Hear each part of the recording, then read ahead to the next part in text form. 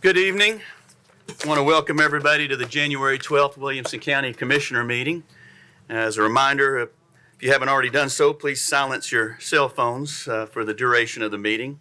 First item on our agenda is always the invocation followed by the pledge. Tonight's invocation and pledge will be delivered by District 10. Invocation will be given by Commissioner Bill Petty. The pledge to be led by Commissioner Megan Guffey. Please rise. We all bow. Dear Lord God, we come before you tonight to discuss, debate, and make decisions for our county. We know that you are in our presence because you promise when two or more of us are gathered together, you are there. And do we know you're in control? Well, when Jesus was challenged by Satan in the desert, he said, man does not live by bread alone, but every word that comes from the mouth of God. So everything we have, everything we do, everything we think comes from one source. It comes from our God. So we're here together to recognize that. In that process, I pray that the Bible verse, Proverbs 3:5-6, trust in the Lord with all your heart and lean not on your own understanding. In all your ways submit to him, and he will make your path straight. I pray that we listen attentively to one another, that we seek to understand before we're understood, and that the decisions we make tonight are the best decisions we can make for our county. And I also want to pray just now for our country and for the world. There's a lot of turmoil, obviously. And I pray for peace. I pray for understanding. I pray for healing. There's a lot of hurting people right now. And we need to pray for them and find ways to reach out with them and help them in their strife. In the name of our Savior, the Lord Jesus Christ, amen. Please join me in the Pledge of Allegiance. I pledge allegiance to the flag of the United States of America and to the republic for which it stands, one nation, under God, indivisible, with liberty and justice for all.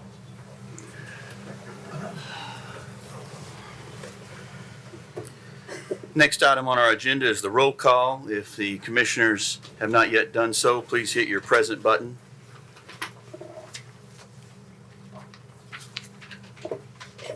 Record the roll, please, Mr. Whitby.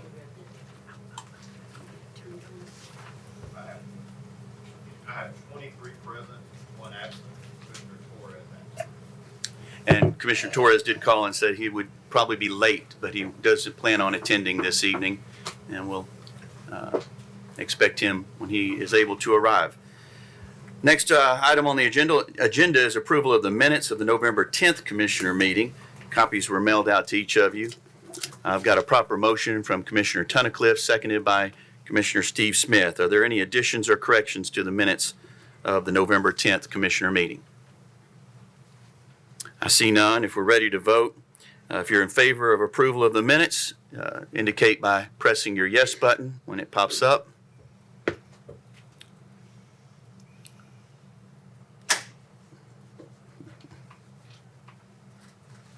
There we go. If you're not in favor, your no button. Anyone wishing to change their vote, please do so at this time.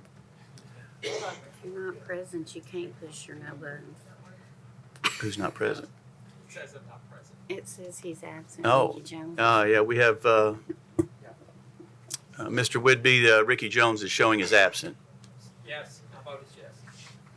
But his voice voted as yes. If you wish, go ahead and record the vote, Mr. Whitby. I cannot get this. Now it's election.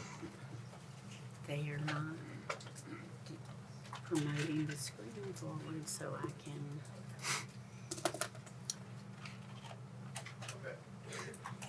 There we go. Record the vote, please, Mr. Whitby. 23 yes, 0 no. Resolution passes. Just before we go into citizens' communications, I was told by council that I can go ahead and make the statement that Resolution 12629 has been pulled. by the author. Normally, that statement would be made after citizens' communications, but we thought that there might be those present who would like to know that it's pulled before they speak or opt to speak or not speak. So if you've signed up to speak, obviously you still may do so, and you can speak to that resolution if you wish. Just know that we will not be hearing that resolution tonight. Again, that resolution being 12629. With that, we'll move on to citizen communications. Our rules allow up to 3 minutes per speaker, and we have tonight 4 speakers. I will call you out in order in which you signed in.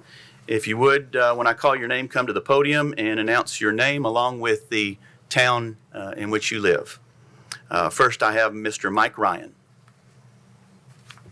I can't turn the mic on until they do that. Mr. Whitby, if you could, Advance Diane's the screen. unable to turn the mic on to the podium. Advance the screen. It's not on? No, give me just a Give us second. just a second. Normally, if they advance the screen, we're able to turn that on. Here we Thank go. you. I don't- Now you're live. Go ahead, Mr. Okay, Ryan. great. Thank you very much, Mike Ryan. And I'll make my comments very short. I want you to know that as a taxpayer from Franklin, Tennessee, I support taxpayer transparency for the potential sale of the Williamson Medical Center. It appears that key aspects of the evaluation process have happened behind closed doors, with potential sale proceeds to be put into a trust overseen by unelected officials unaccountable to taxpaying voters. Last month, 2/3 of you voted to change our state law that would allow sale funds to be returned to the county and its taxpayers, therefore, which would help shrink our $1.1 billion in debt. And that, of course, equates to about $4,400 per resident. I just want to thank the 2/3 who voted for this last month and implore the others to make the next vote 100%. Thank you very much. Thank you, Mr. Ryan. Next, I have Thomas. Vaincourt. Mr. Thomas Vaircourt or Vaincourt. Hopefully I'm not Vider. butchering that too terribly.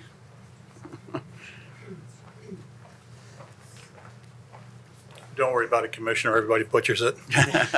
My name is Thomas Vinecourt. I am a tax-paying citizen of the city of Franklin as well. I'll be even more brief than Mike. I merely want to reinforce what my friend Mike Ryan said. I agree with everything he said. I think if we're going to sell the hospital, the proceeds should stay right here in Williamson County and more specifically be used to pay down debt.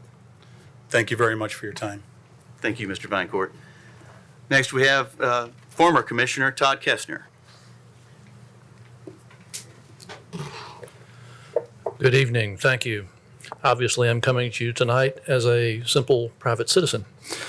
I want to say that I think you are one of the best county commissions in the nation. I really believe that. I appreciate your commitment and your dedication very much.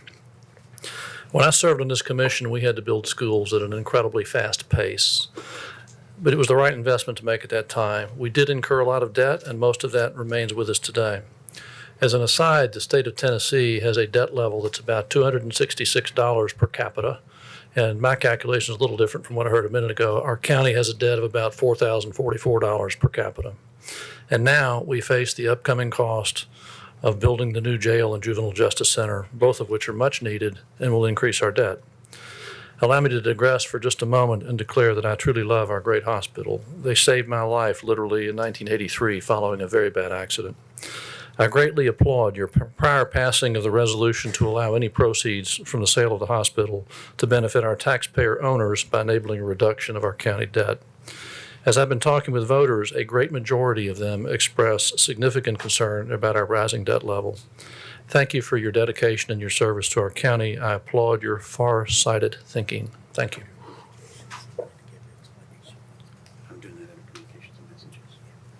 Thank you, Mr. Kestner. And our last speaker tonight is Mr. Steve Hickey. Before I start, I'd just like to say, Todd, there's no such thing as a plain, simple citizen, and certainly not you, sir. Respected members of the County Commission, I'm Steve Hickey, Franklin resident and chairman of the Williamson County Republican Party. and I speak with you tonight in that capacity to state the official position of our county party on the potential sale of Williamson Medical Center. Our county hospital was formed nearly 7 decades ago as a nonprofit hospital owned by the citizens of Williamson County. Over the years, those same citizens have made continued investments in this public asset. The hospital belongs to the taxpayers of Williamson County. We, the taxpayers, have a rightful expectation regarding its disposition. A transaction of this magnitude is a significant undertaking for the county. As such, it demands the utmost in transparency and avoidance of conflicts of interest. This will ensure not just confidence in this process in the taxpayer's mind, but also that the taxpayers receive top dollar for this very valuable asset.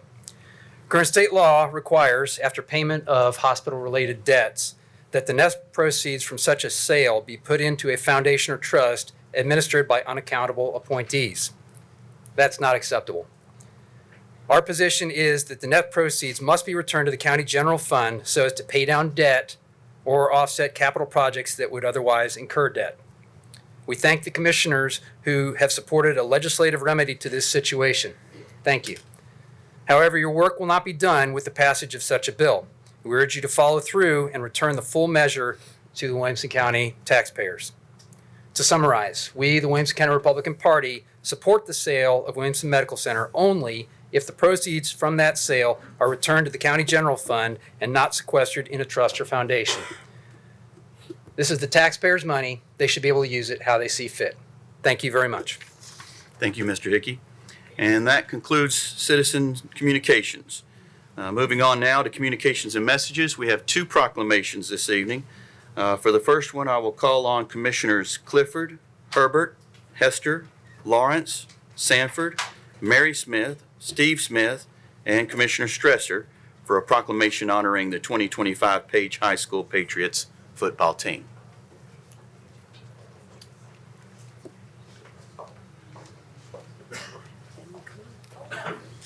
Steve, y'all go on that side, they're gonna come on this side.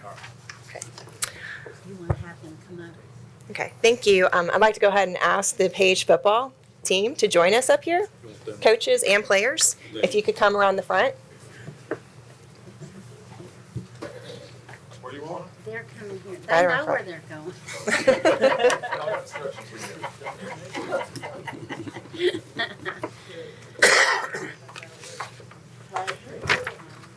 Yes.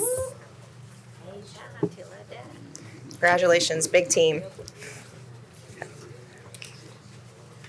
Got everybody? Okay, y'all ready? Okay, here you go. This is a proclamation honoring the 2025 Page High School Patriots football team. Congratulations. Whereas the Page High School Patriots football team made school history by winning its first ever state championship, capturing the Class 5A Blue Cross Bowl title on Friday, December 5th, 2025 at Finley Stadium in Chattanooga, defeating Sevier County 21-14 and completing a perfect 14-0 season.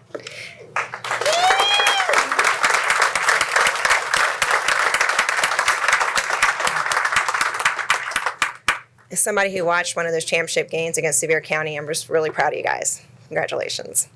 Whereas the championship marked the culmination of one of the most successful eras in Tennessee high school football, with Page compiling an extraordinary overall record over the past 4 years, suffering only a handful of losses, several of which came in previous state finals, while establishing the program as one of the most consistent and dominant in the state. And whereas in a thrilling rematch of last year's championship, the Patriots secured victory with a decisive 45-yard touchdown with quarterback Cameron Cruz to Caden Ackerman with 58 seconds remaining, delivering the long-awaited breakthrough that had eluded the program in 4 consecutive state title appearances. And whereas the Patriots demonstrated exceptional resilience throughout the postseason, delivering defining defensive stops led by state championship MVP Cohen Grissom, along with strong performances from Sean Cunningham, Emmanuel Calvin Johnson, Jordan Curl, Jake Rathbone, Knight Wilson, and many others. And whereas offensive momentum in the second half was propelled by touchdown from James Pierre and Knight Wilson, complemented by Cruz's efficient passing and leadership under pressure. And whereas under the leadership of head coach Charles Rathbone, Coach of the Year. The Patriots exemplified perseverance, unity, and pride, representing Page High School in the Rudderville community with outstanding character and determination. And whereas this historic championship stands as a proud milestone for Page High School, inspiring students, alumni, families, and supporters across Williamson County. Way to go. Now here's the fun part. I get to name you all. Okay. Freshmen, Riley Crandall, Elijah Kincaid, Austin Belsky, Chance Gregg, Brandon Beckett, John Ryder, Bennett Klump. Sophomores, Isaac Oti, Talon Cisneros, Olin Hapgood, Everett Humphrey, Jacob Smith, Jackson Nestor, Tyson Robbins, Wrigley Braden, Braden McGowan, Harrison Griffin, Hatton Cozart, Grant Pittman, Will Plotz, Graham Johnson, Graham Griffin, Cooper Mueller, Kingston Wells, Nicholas Brady, Random Giles, Levi Wynn, Ryland Wright, Evan Van Utrix, Bennett Kaufman. Did I get that right? Okay, good. Bennett Kaufman, Everett Tutt, Frankie Petruno, Rhett Atkins, Thomas Dowling, Owen Yarbrough, Joseph Guerra, Connor Sullivan. Juniors, Elijah Pimentel, Ryder Casillas, Peyton Dickerson, Drew Rempel, Cameron Cruz, Kyle Webush, Mac Lee, Colin Mulick, Flynn Steele, Quincy Finley, Paxton Walters, Grant Dickens, Liam Strother, Asher Lorenzen, Grant White, Sam Gorzen, Liam Perry, Nolan Belu, Porter Whitehead, Jonathan Baba, Caleb Kaufman, Jovan Hacker, Daniel Callahan, Cash Kulias, Jesse Kitts, Preston Ashmore, Ryan Naranchich, hopefully I said that right too, and seniors, Knight Wilson, Colt Brown, Sean Cunningham, Caden Ackerman, Tyson Cobb, Grady Kaysen, Levi Sissel, Cohen Grissom, Colton Zulke, Eli Bell, James Pierre, Wyatt Heck McGinnis, Maddox Morgan, Dabs Matthew, Jacob Rathbone, Emmanuel Johnson, Jordan Curl, and Sloan Bass. Head coach, Charles Rathbone. Assistant coaches, Kurt Annis, Jay Emmons, Jason Hoth, Stephen King, Jerry McClown, John Nestor, Miller Polk, Travis Shepard, Sean Temple, Scott Wells, Caden Williams, Shane Williams, and James Wolfe. Now, therefore it be resolved that the Williamson County Board of Commissioners, meeting in regular session on this 12th day of January 2026, hereby congratulates the 2025 Page High School Patriots football team on winning the first state championship in school history and for their exceptional representation of Page High School and Williamson County. Thank you.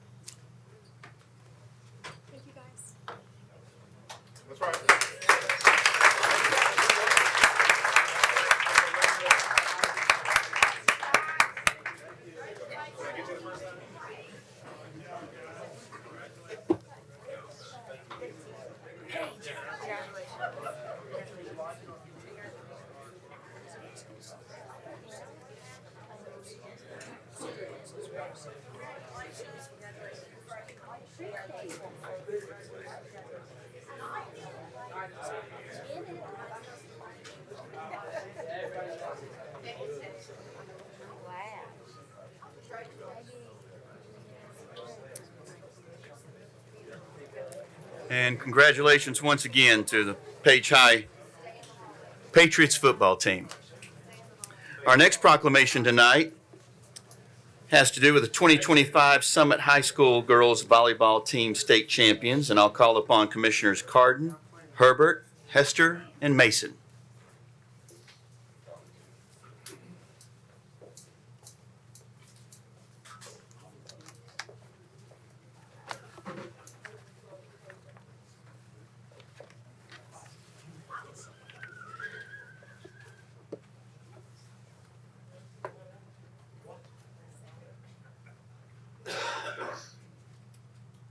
Those guys are going out and the ladies are coming. I got you. They were in the hallway because they didn't have And I believe they are out in the hallway. Here they come.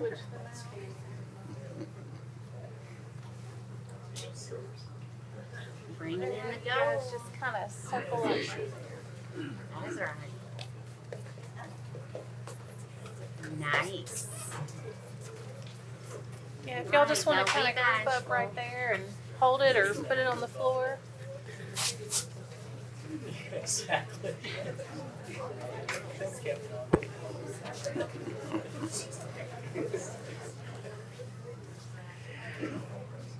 All right, ladies.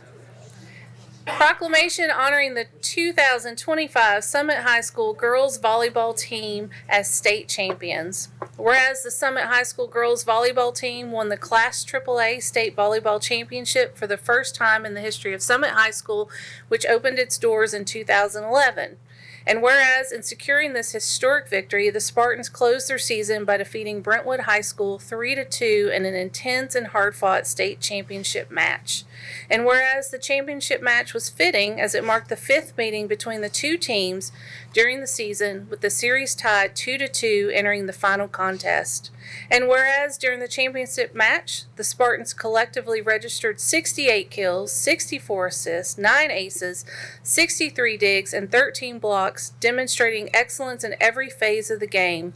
And whereas junior Emery Estep recorded an impressive 22 kills, with senior Maggie Calise adding 13 more, powering the Spartans' offense, which was expertly guided by setter Mandy Shanahan, who was named the championship MVP. And whereas the Summit team entered the tournament as state newcomers, but emerged as state champions, displaying resilience, composure, and unwavering determination throughout the week. And whereas the Summit High School girls volleyball team members and coaches include seniors Amanda Shanahan, Bells Lambert, Kendall Williams, Maggie Calise, and Skylar Lambert. Juniors Ari Pogue, Emmy Estep, Madison Spelta, Micah Hayes, Tessa Rowe. Sophomores Charlie Johnson, Julia Hill, Noni Yancey, and head coach Warren Riker, assistant coaches Avery Davis, Delaney Gallagher, and Lily Dahlstrom. Whereas this remarkable group of athletes and coaches has brought great pride to Summit High School in Williamson County through their sportsmanship, perseverance, and exceptional performance on the state's biggest stage.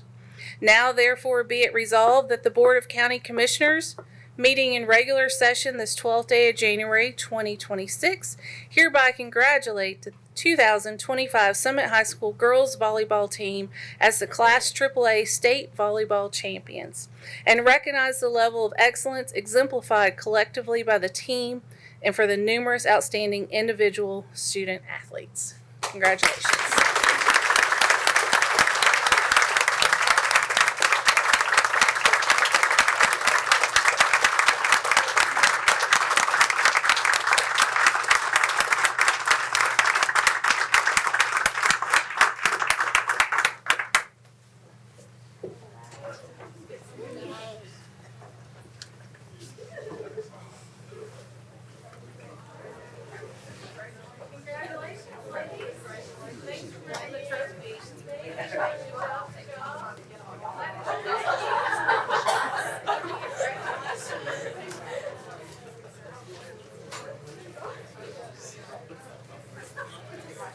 And congratulations once again to the Summit High School girls volleyball team. Both teams make Williamson County proud tonight.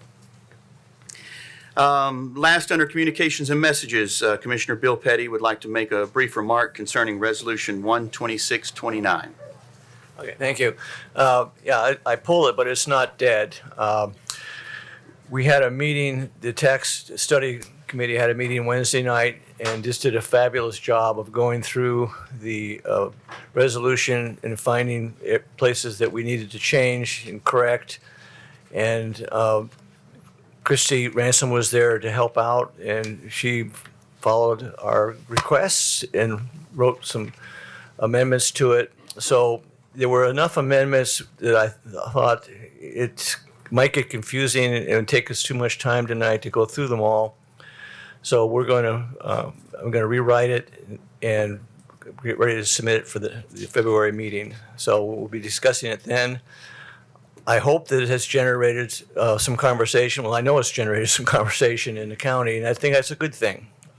We need to think about these things, and we need to be looking at the future of our county. I know we all believe that, and we all think that's important, and I'm excited to see what comes up in the next couple of months. So that's the situation, and thank you very much, Chairman. Thank you, Commissioner. Next item on our agenda is reports of county offices. I'll call upon Mayor Rogers Anderson.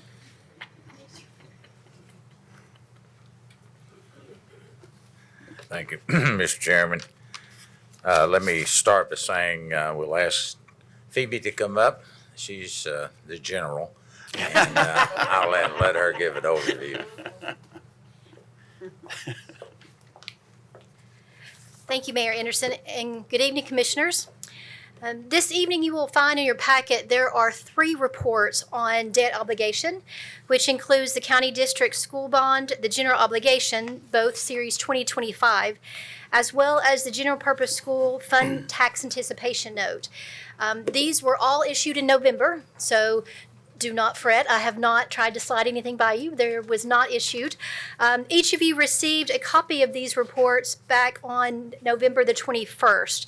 However, part of my legal responsibility is to make sure they're also included in person at the next meeting, public meeting, which is this evening, and to ensure that that has been acknowledged within the minutes. So that is why you have those reports again. I have submitted those on behalf of the county for you to review, and any questions, please feel free to ask. This evening, since we did not have a December meeting, I will report on October and November numbers. The privilege tax collections for the month of October was a little over $1.1 million, and for the month of November, privilege tax for the month collections was 1.4. So you can see we are continuing to stay very steady in our collections from month to month. In October, we did collect a small amount of commercial privilege tax in the amount of $274. In January will be our first time that we have opened that up, as you all had passed for those to be extended, that privilege tax for commercial throughout the county.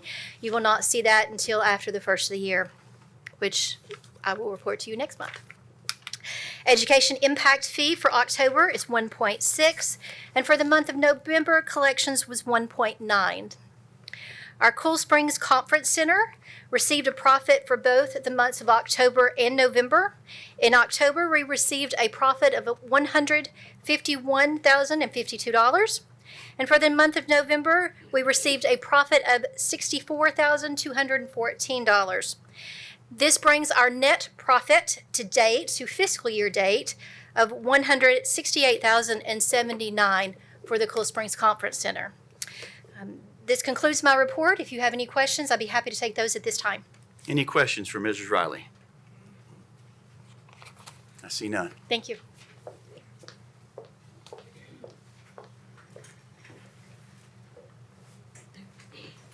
Mr. Chairman, we have one other report. This is from Chris Jones and William Bradford. Chris, as many of you know, is from Middle Tennessee Electric. I guess it's a presentation more than a report. And then William Bradford is the CEO, president of United. So I'm not sure who to call on or what. William. Thank you, Mr. Mayor. Appreciate it. Do we have our slides up? No. No. Gave us a second to get your slides up. Adrian. I'll be real quick while they come up. As Mayor Anderson said, my name is William Bradford. I'm the CEO of United Communications. We are a local internet provider headquartered right here in Franklin and Berry Farms. We're part of the Middle Tennessee Electric organization, and I think everybody knows Chris Jones, the CEO of Middle Tennessee Electric, and Chuck Barber, who has heroically led our government relation efforts over the years. So we are so excited to be here tonight.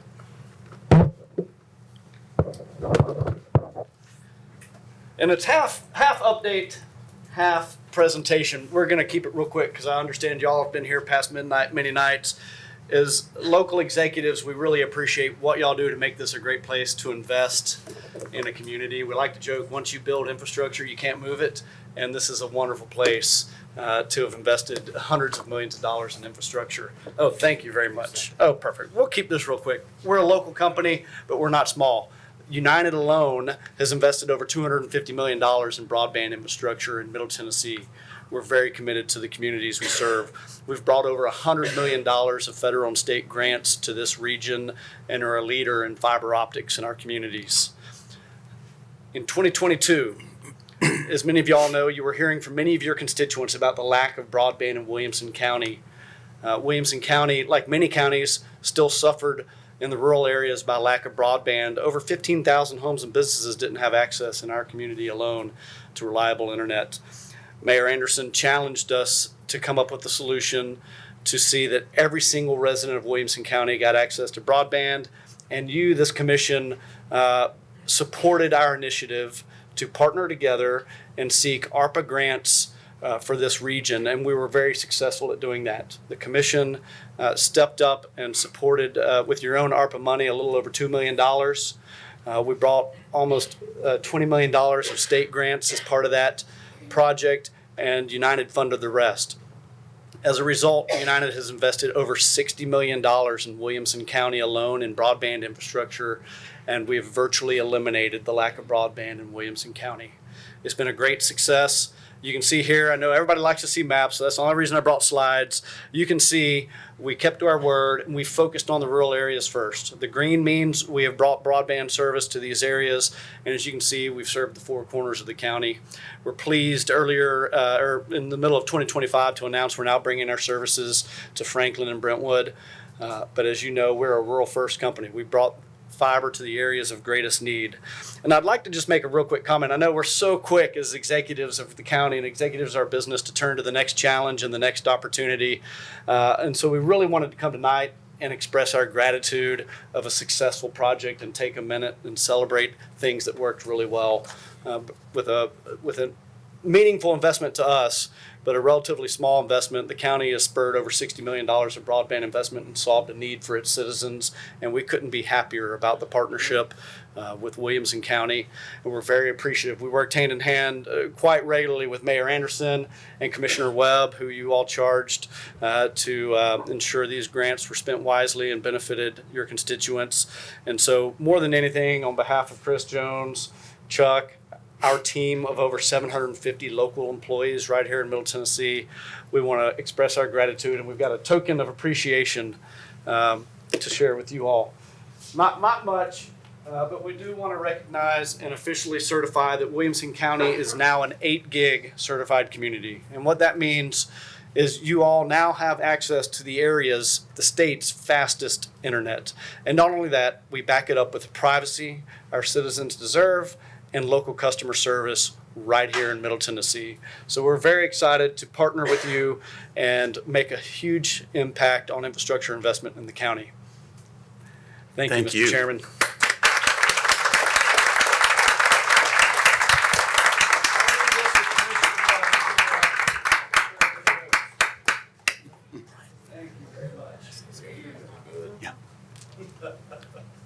I think, Mr. Bradford, if you don't mind, I think Commissioner Tunnicliffe wants to say a few words.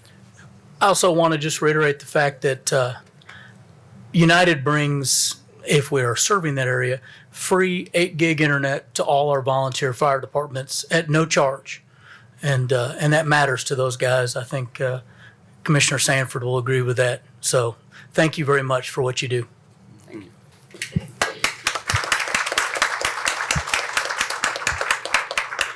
Well, as a follow-up to that, appreciate William acknowledging and recognizing what they have done at United, but it really would not have been possible without several years ago Chris and the board at Middle Tennessee Electric taking a risk, taking a gamble, stepping out there on the plank to ensure that we had the services we've got. And so thank you to Middle Tennessee Electric and to their board for believing that they could make this happen. And thanks to William for actually making it happen. They're homegrown products, and we appreciate you all very much. Thank you very much.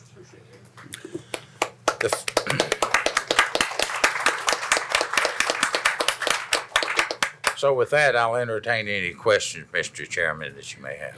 Any questions for the mayor? Commissioner Lawrence. Good evening, Mayor. Question about the property we voted on last month at the H.G. Hill property regarding the new judicial center. Where are we on that, and how much time do we have to do a study under the option? So to try to answer your question, the due diligence process is ongoing. That's phase one. I don't know, is Kevin here? No. I think that's phase one and phase two, so we're doing the due diligence on that. Once that report comes back and we get the all green that the there's no hazardous hazardous material, or if we have to mitigate it, we'll know what. I cannot report to you that because I haven't got the results back in. We do have 120 days, Bobby. Once the time clock starts, we have 120 days in which to exercise our options on that property, which you all will have to decide whether we go with that location. I suspect you will see this in more likely February, maybe into March, depending on the reports we get. Okay, thank you. Okay. Any other questions for the mayor? I see none. Next up, we have reports from Superintendent of Schools, Mr. Jason Golden.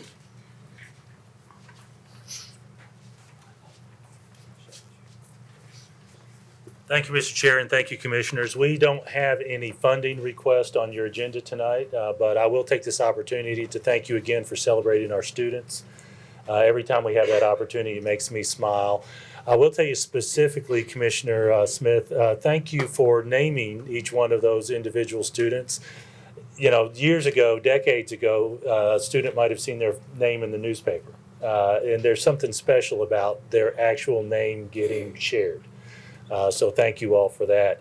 You know, our vision statement is that we will provide a supportive environment where students are challenged to excel in academics, athletics, and the arts. And you all support us in that endeavor. Those moments of success are definitely worth celebrating. But I did want to let you know that out in the hallway after you celebrated them, Coach Rathbone took an opportunity to tell them it's time to put that behind you. The reason you don't win back-to-back a lot of times is because you let this get to your head. We've got workouts. I thought it was really neat. He took that opportunity to go after his leaders to prepare for next year. So with that, that's my report. Any questions for Superintendent Golden? I see none. Thank you. Next, we have a hospital report. CEO Phil Mazuka and CFO Terry Fowler.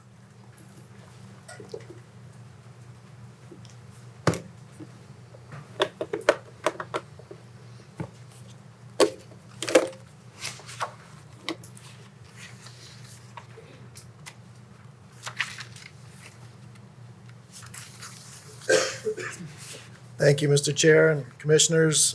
Good evening and Happy New Year.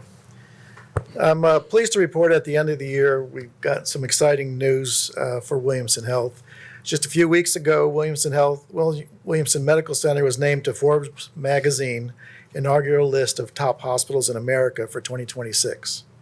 We were one of only 2 hospitals in Tennessee and the only hospital in Middle Tennessee and just one of 253 hospitals nationwide to receive the highest overall 5-star award. We're extremely honored to be included in this very first ranking of top hospitals put out by Forbes that focused on patient outcomes, patient satisfaction, best practices, and value. The recognition exemplifies Williamson Health's ongoing commitment to delivering high-quality health care with exceptional patient experiences. The honor belongs to the dedicated members of our team who work tirelessly to ensure our community has access to top-notch medical services in a familiar, comforting environment. We're also informed in December that we have once again been awarded several 2026 recognitions from the National Women's Choice Award Program for Best Hospitals. 8 awards we earned in 2026 are patient experience, outpatient experience, patient safety, heart care, obstetrics, knee and hip replacement, minimally invasive surgery, and women's services. As with the Forbes ranking, all of the awards and recognitions we receive are a direct reflection of our team's steadfast commitment to what we consider our privileged mission to care for this special community. From a provider standpoint, we continue to add providers to our growing Williamson Health Medical Group. Recently, we added a new primary care physician, Dr. Troy Miller, to our West Franklin Clinic location. For those of you who remember our longtime primary care physician, Dr. Kenneth Dodge, who retired this past summer, Dr. Miller has joined Dr. Dodge's former practice.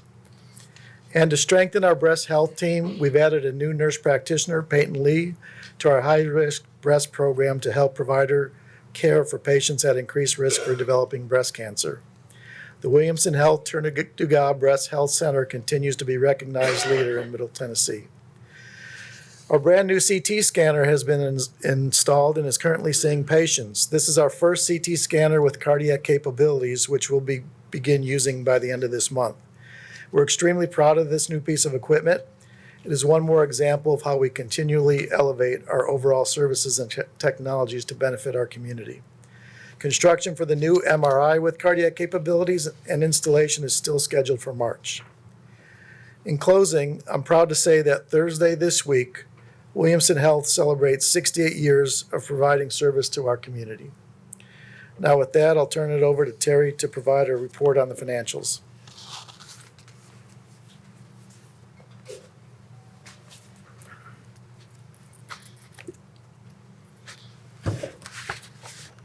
Good evening, everyone.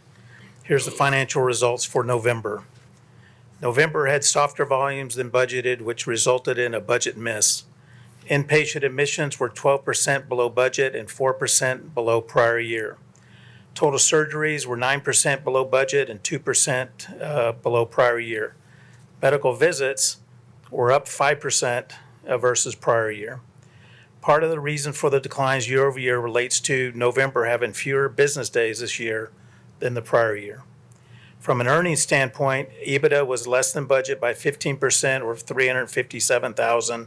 However, favorable year to date by $1.6 million or 14%.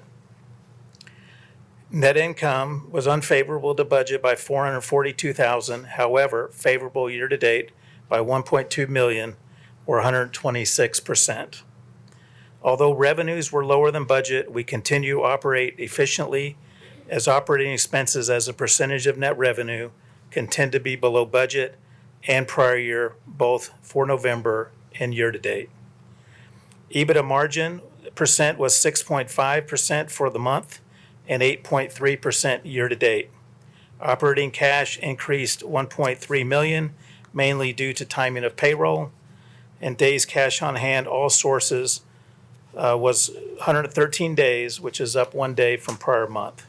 Debt coverage remained at 2.48, and then this concludes my report. Thank you. Let me know if you have any questions. Any questions for Mr. Mizuka or Mr. Fowler? First up, I have a question from Mr. Petty. Yeah, I'm just curious. There's a lot of confusion about what exactly Williamson County owns with regard to the hospital. Could you clear that up for us a little bit? I'm not trying to avoid the question because that's something that the attorneys will be able to give you precise answers. I can tell you from my perspective what I'm aware of. So when we took out the original bonds for the hospital where it currently exists, one of the covenants of the bonds was that once those bonds were paid off, we had to donate the land and building to a governmental entity. And so when we paid off those bonds, we actually donated the land, the original land, and the original facility to the county itself. So the original land and the original facility are county-owned property, but the hospital operations are still not owned by the county. That's under the Private Act Hospital District. There's I think it's about 17 acres of property, bone and joint, toll gate, and another piece of property down the street that is owned by the hospital district and not the county. And so that's, from my understanding, the non-technical explanation of ownership at this point.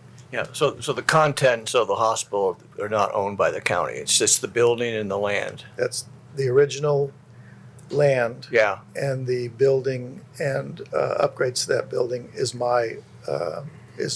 what I understand. Okay. But again, that's something that the attorneys would be able to answer from Yeah. a technical Okay, standpoint. thank you. Commissioner Tunnicliffe. Phil, are we over here? Thanks. Our Heart Health Month is coming up. Is the hospital participating again in that wonderful Yes, we are. We're going to do program? the calcium scoring program next month of February. I will encourage all residents and all county commissioners to partake on this. I did this last year, and a health issue was discovered with myself, and thanks to the health professionals at Williamson Health, everything looks good. But I encourage every one of us to go, and all the residents to go and get that checked out. Thank you. I can tell you that, I'm not going to violate any HIPAA, but there were several people that felt like they were in perfect health that had the test done that found some pretty significant issues that had to be dealt with. So I'm really happy that we were able to help those people. I hope everybody gets a 0 on their score, but that doesn't always happen.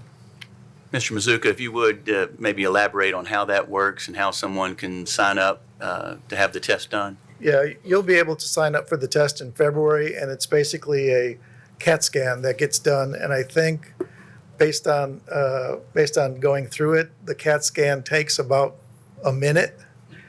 And so it's very quick, very easy. I don't think that you need a physician order. And I think we did over 1,000 last year, 1,000 procedures. Last year it was $50 for the total scan. This year it's $65. Well worth it. It truly is. I mean, you don't change, you don't do anything. You just go in. You're in and out the door within 15 minutes normally. Any other questions for Mr. Mazuka or Mr. Fowler? I see none. Thank you. Thank you. We have a health report this evening. I'll call upon Miss Kathy Montgomery.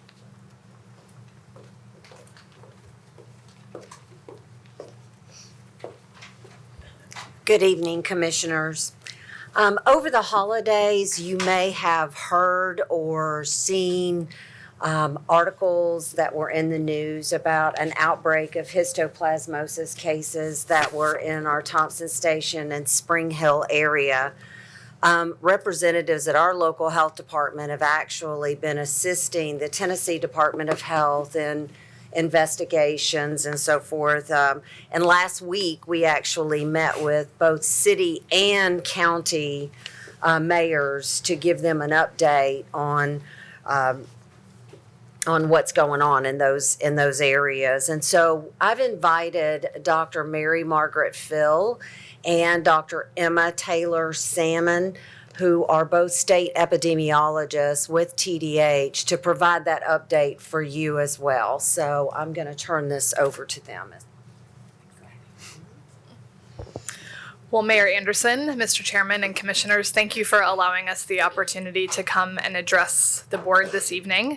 As Kathy said, my name is Dr. Mary Margaret Phil, and I serve as the state epidemiologist with the Tennessee Department of Health, and I'm accompanied by my colleague, Dr. Emma Taylor Salmon. And we want to provide you an update on this ongoing investigation that we've been conducting into this cluster of cases of histoplasmosis in the Williamson and Murray County areas. So I'm first going to turn it over to my colleague, Dr. Taylor Salmon, who's going to get a little bit of background on histoplasmosis. Thank you. All right. So histoplasmosis is a fungal infection that is caused by the fungus Histoplasma capsulatum. It often presents as pneumonia, and it is endemic in the central and eastern United States. Around 60 to 90% of people who live in this area are exposed at some point in their lifetime. It lives in the soil, especially in soil that is heavily contaminated with bat or bird droppings. And some activities that can increase your risk are going into caves, cleaning chicken coops, construction, landscaping. When it's in the soil, it grows as a mold, and that produces spores that get into the air. People become sick by breathing in these spores, and once they get into the lungs, they're able to develop and invade the body. And it can spread just into the lungs and can also spread throughout your whole body. Most people even have self-limited disease, though. The severity of illness in people who are infected really depends on the person's underlying immune system and on the intensity of their exposure, how much of the spores that they inhale. Only about 1% of people who are exposed to the spores will develop symptoms, and usually presents after about 3 to 17 days with symptoms that can a lot of times mimic a common cold or the flu. You can have fever, chills, cough, you can have a headache, you might have some body aches, but these symptoms frequently resolve without treatment, and most people don't even know that they had histoplasmosis. However, in people who have suppressed immune systems, as well as in babies or in adults that are over 55, you have an increased risk of developing severe or disseminated disease. So in November of this past year, we actually heard from several distinct clinicians in Middle Tennessee who were seeing an unusually high number of patients in their hospitals with histoplasmosis. So we looked at the data that was available to us, and we were able to confirm that we were seeing a higher than expected number of cases of disease in this area of the state. We were prompted then to notify clinicians in Middle Tennessee of this increase, and we released a Tennessee Health Alert Network message in early December. This was to provide awareness to physicians in Middle Tennessee about the increase, to provide education about the diagnosis and treatment of histoplasmosis, and to ask them to notify us if they were taking care of patients that they felt could have histoplasma infection. And since then, we've worked very closely with the Williamson County and Murray County Health Departments to conduct outreach and interviews of patients that were reported to us by their physician who were suspected of having histoplasmosis. And so our goal is to try to talk with patients and understand what risk factors they may have and understand what exposures they may have had to histoplasma in about the 3 weeks before their symptoms began. So where are we today? Well, as of January 9th, we've identified 35 cases of histoplasmosis in the Murray and Williamson County areas, which I'll show you on a map on the next slide. This graph shows the distribution of cases over time by the date that they first became ill. And you can see, we do see a skewing sort of to the late September, early October timeframe when we see the most cases. But we do still see cases developing through, mid to late November as well. When we look at the geographic distribution, we do see this very tight clustering right along the border of Williamson and Murray counties and the Thompson Station and Spring Hill areas. I'll pause for a second. I will just note that for the vast majority of patients, this dot represents their home address, but there are a couple of patients that we interviewed who perhaps live outside of that area but work there, or who have some other activity that brings them into this area more frequently, which is why they were included in our investigation. So while our investigation has not yet identified a single clear source of exposure that's causing this increase in illnesses, this is not uncommon for histoplasmosis. As Dr. Taylor Salmon said, it's an endemic fungus that lives in the soil, and we see across the entire state of Tennessee. We do occasionally and historically have seen clusters that may be linked to a specific occupational or community exposure, and we are continuing to explore any potential risk factors in the community. Because histo is commonly found throughout the soil, it can be challenging to completely prevent exposure. But as Dr. Taylor Salmon said, we know that those individuals at highest risk are people that either inhale the greatest amount of spores or who have weakened immune systems, like she mentioned. We do have some general recommendations, which she's already alluded to, which is really to try to limit exposure to activities that disturb the soil or increased exposure to plant matter or bird or bat droppings. So I've listed on the bullets there some examples of what those activities may be. And then if an individual feels that they are especially high risk or want to mitigate their risk even further, they could consider wearing a protective mask when conducting higher risk activities. All that to say, our investigation is ongoing and we're continuing to look for modifiable risk factors in the community. And if new specific actions are recommended, we're happy to come back to the board to provide an update. But we will stop there and are happy to take any questions that you may have. Any questions? Commissioner Hayes? Yes, hi. It was my understanding that the majority of the people that came down ill have been teenage age range. Is that true? Yeah, not the majority. There are certainly a handful of cases that are younger individuals. Do you recall what the mean age is? So the median age is 50. Okay. And there understandably have been some cases in the news and families that have spoken up quite understandably where there were some younger patients, but that's not the majority of what we're seeing. Okay, and I also heard the area that was of concern was like the June Lake area where there had been a lot of construction and change in the soil, and right. I didn't know because when I heard teenagers, I think maybe they're playing ball out, and you come up with ideas of like, oh my gosh, how do they prevent that? So Sure. I'm glad to hear you all are on top of it. It is a huge concern. Understandably. And I and- appreciate you giving us an update. Yes, Thank you. ma'am. Yeah, and the June Lake area has come up in our interviews, but it is a huge development. There is construction everywhere in Middle Tennessee, and so it's hard to pinpoint that this one particular construction development is quote unquote the cause. But we are having ongoing conversations with Spring Hill leadership as well as with the leadership of the development, who have been very responsive to make sure that there's not something that we're missing. Yes, ma'am. Any other questions? Okay. Commissioner Hester. Commissioner Hester? Histoplasmosis treated since it's a fungal infection? There are antifungal medications that we can use to treat it.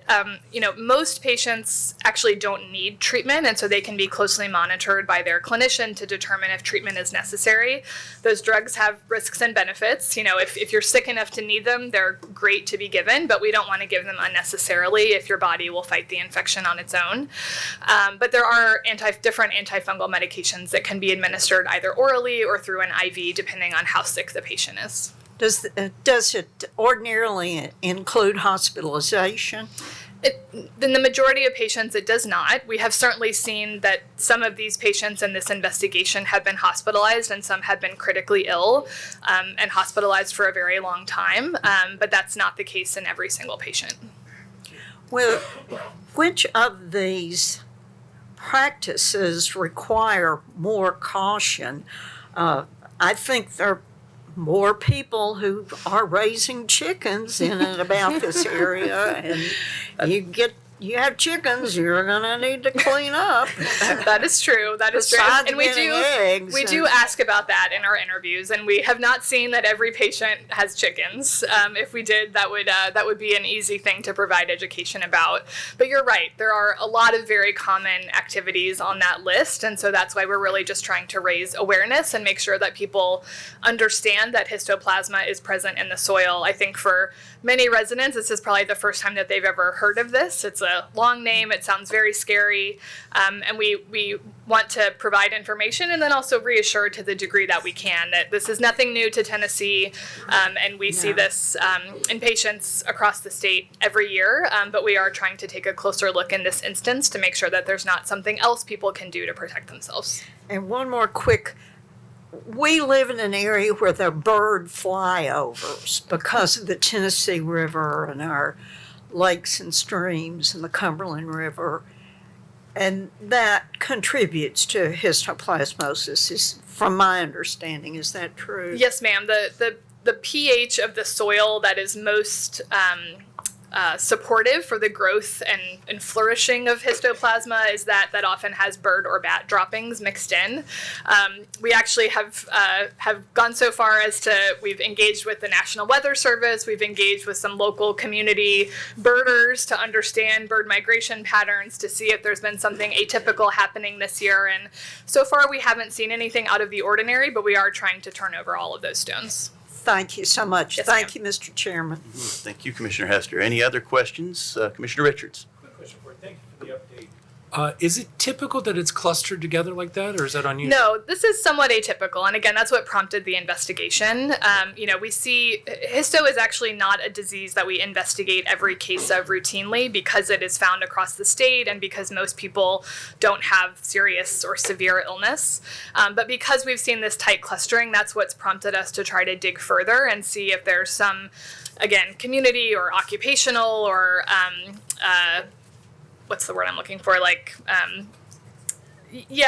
was trying to think of recreational exposure that people have that was a commonality. And so far we have not found that, but we're continuing to interview cases and make sure that there's not a common theme there that we've identified. Okay, thank you. Yes, sir.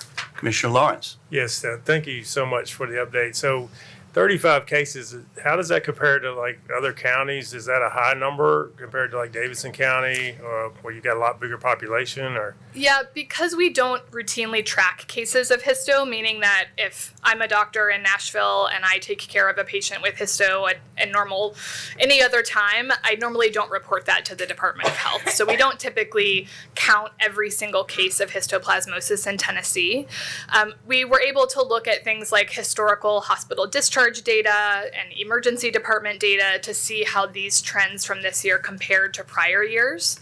And again, we do feel like that 35 number is higher than we would expect for this part of the state. It's higher than what we've seen in prior years, but it's not an exact comparison because we're sort of comparing apples to oranges because we don't routinely ask that clinicians notify us of every single case of histo that they see. So it's not, hopefully that's a satisfactory answer to your question, but I don't really have great historical data or great data from other counties to compare to. Okay, thank you. Yeah. Any other questions? All great questions, and I want to thank Ms. Montgomery for bringing this to our attention. And am I right, just to put a note of urgency on this, correct me if I'm wrong, out of these outbreaks there has been one fatality, correct, or no? We are continuing to look at medical records to understand. There have been patients that we were notified of that have passed away, but we're trying to determine the cause of that and whether or not it is directly related to their infection with histoplasma or not. Okay. Well, thank you, Doctor. Thank both of you, and thank you again, Ms. Montgomery. Any other departments wishing to report or any other reports at this time? Yes, sir. Commissioner Tunnicliffe. I believe the Sheriff's Office has a quarterly update on their jail accreditation.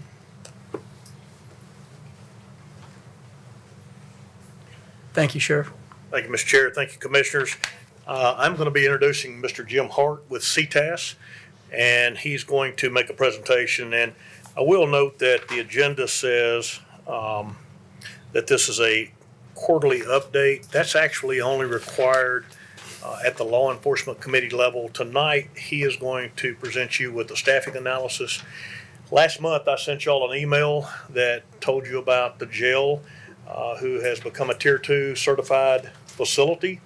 And we're only one of 6 jails in the state of Tennessee to have attained that highest level through the TCI, Tennessee Correctional Institute.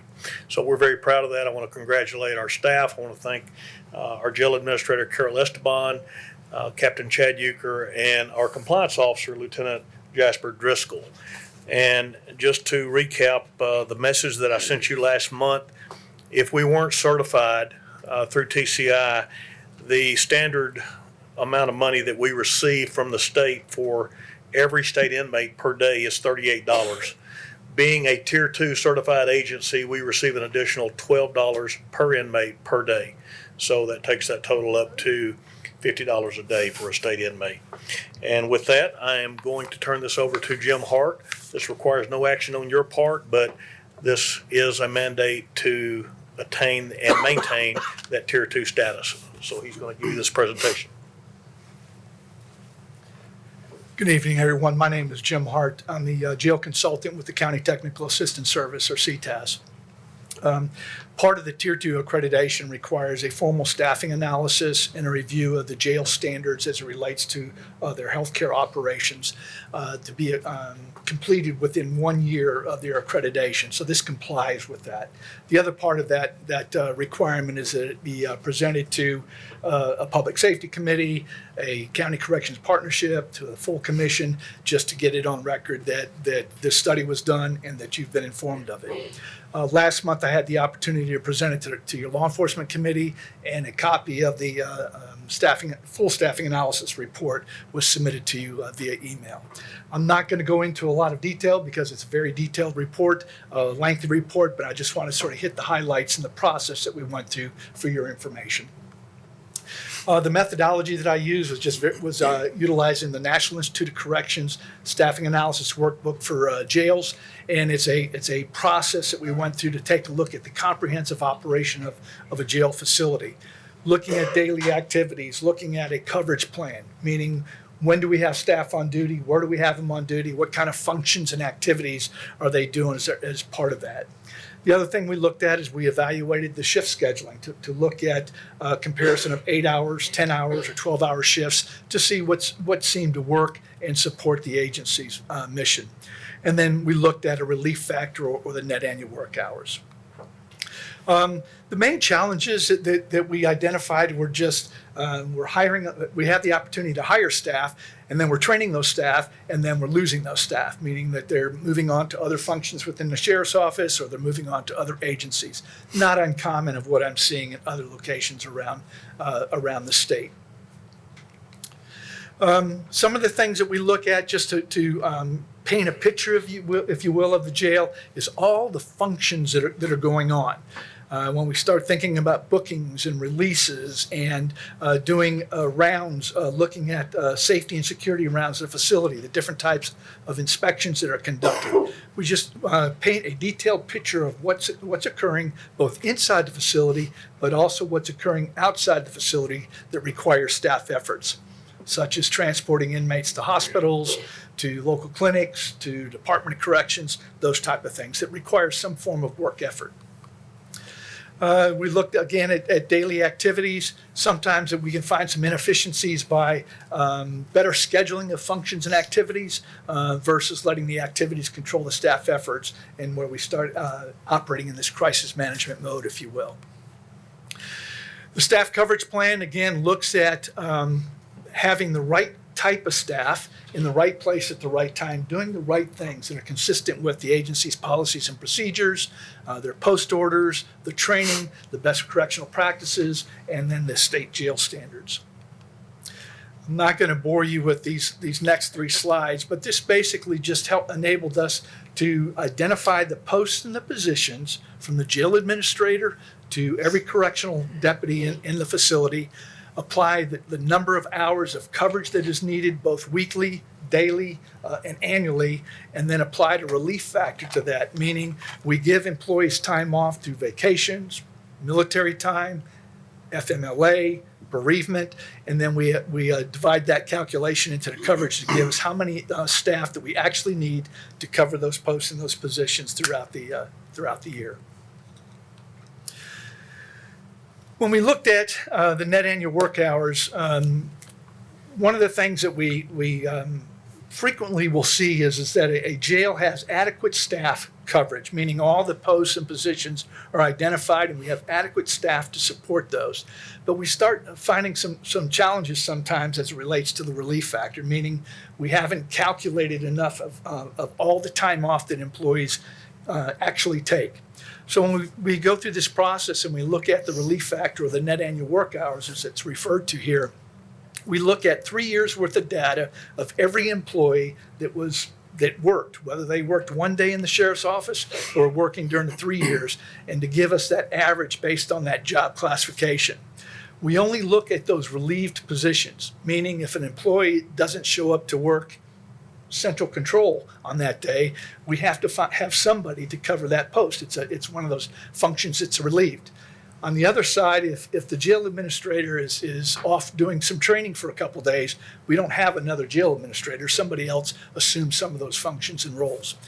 So for the purpose of this agency, the food service staff, the correctional deputies, and then the booking specialists were those that we identified as needing to be relieved positions. The only thing to point out here as it relates to the net annual work hours of relief factor is I think that we could do a little bit better job, and we've had this discussion with the agency as it relates to capturing the training hours away from work. So when employees are out doing different types of training to better themselves or add to their toolkit, we can do a little bit better job of capturing that time off to ensure we get a really good, accurate picture of that relief factor.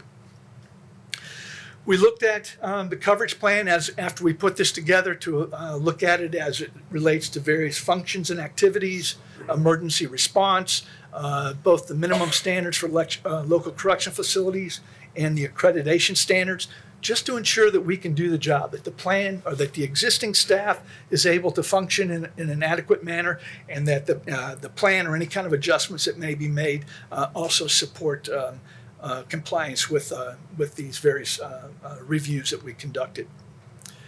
One of the things that we identified is that the agency was on 12-hour shifts.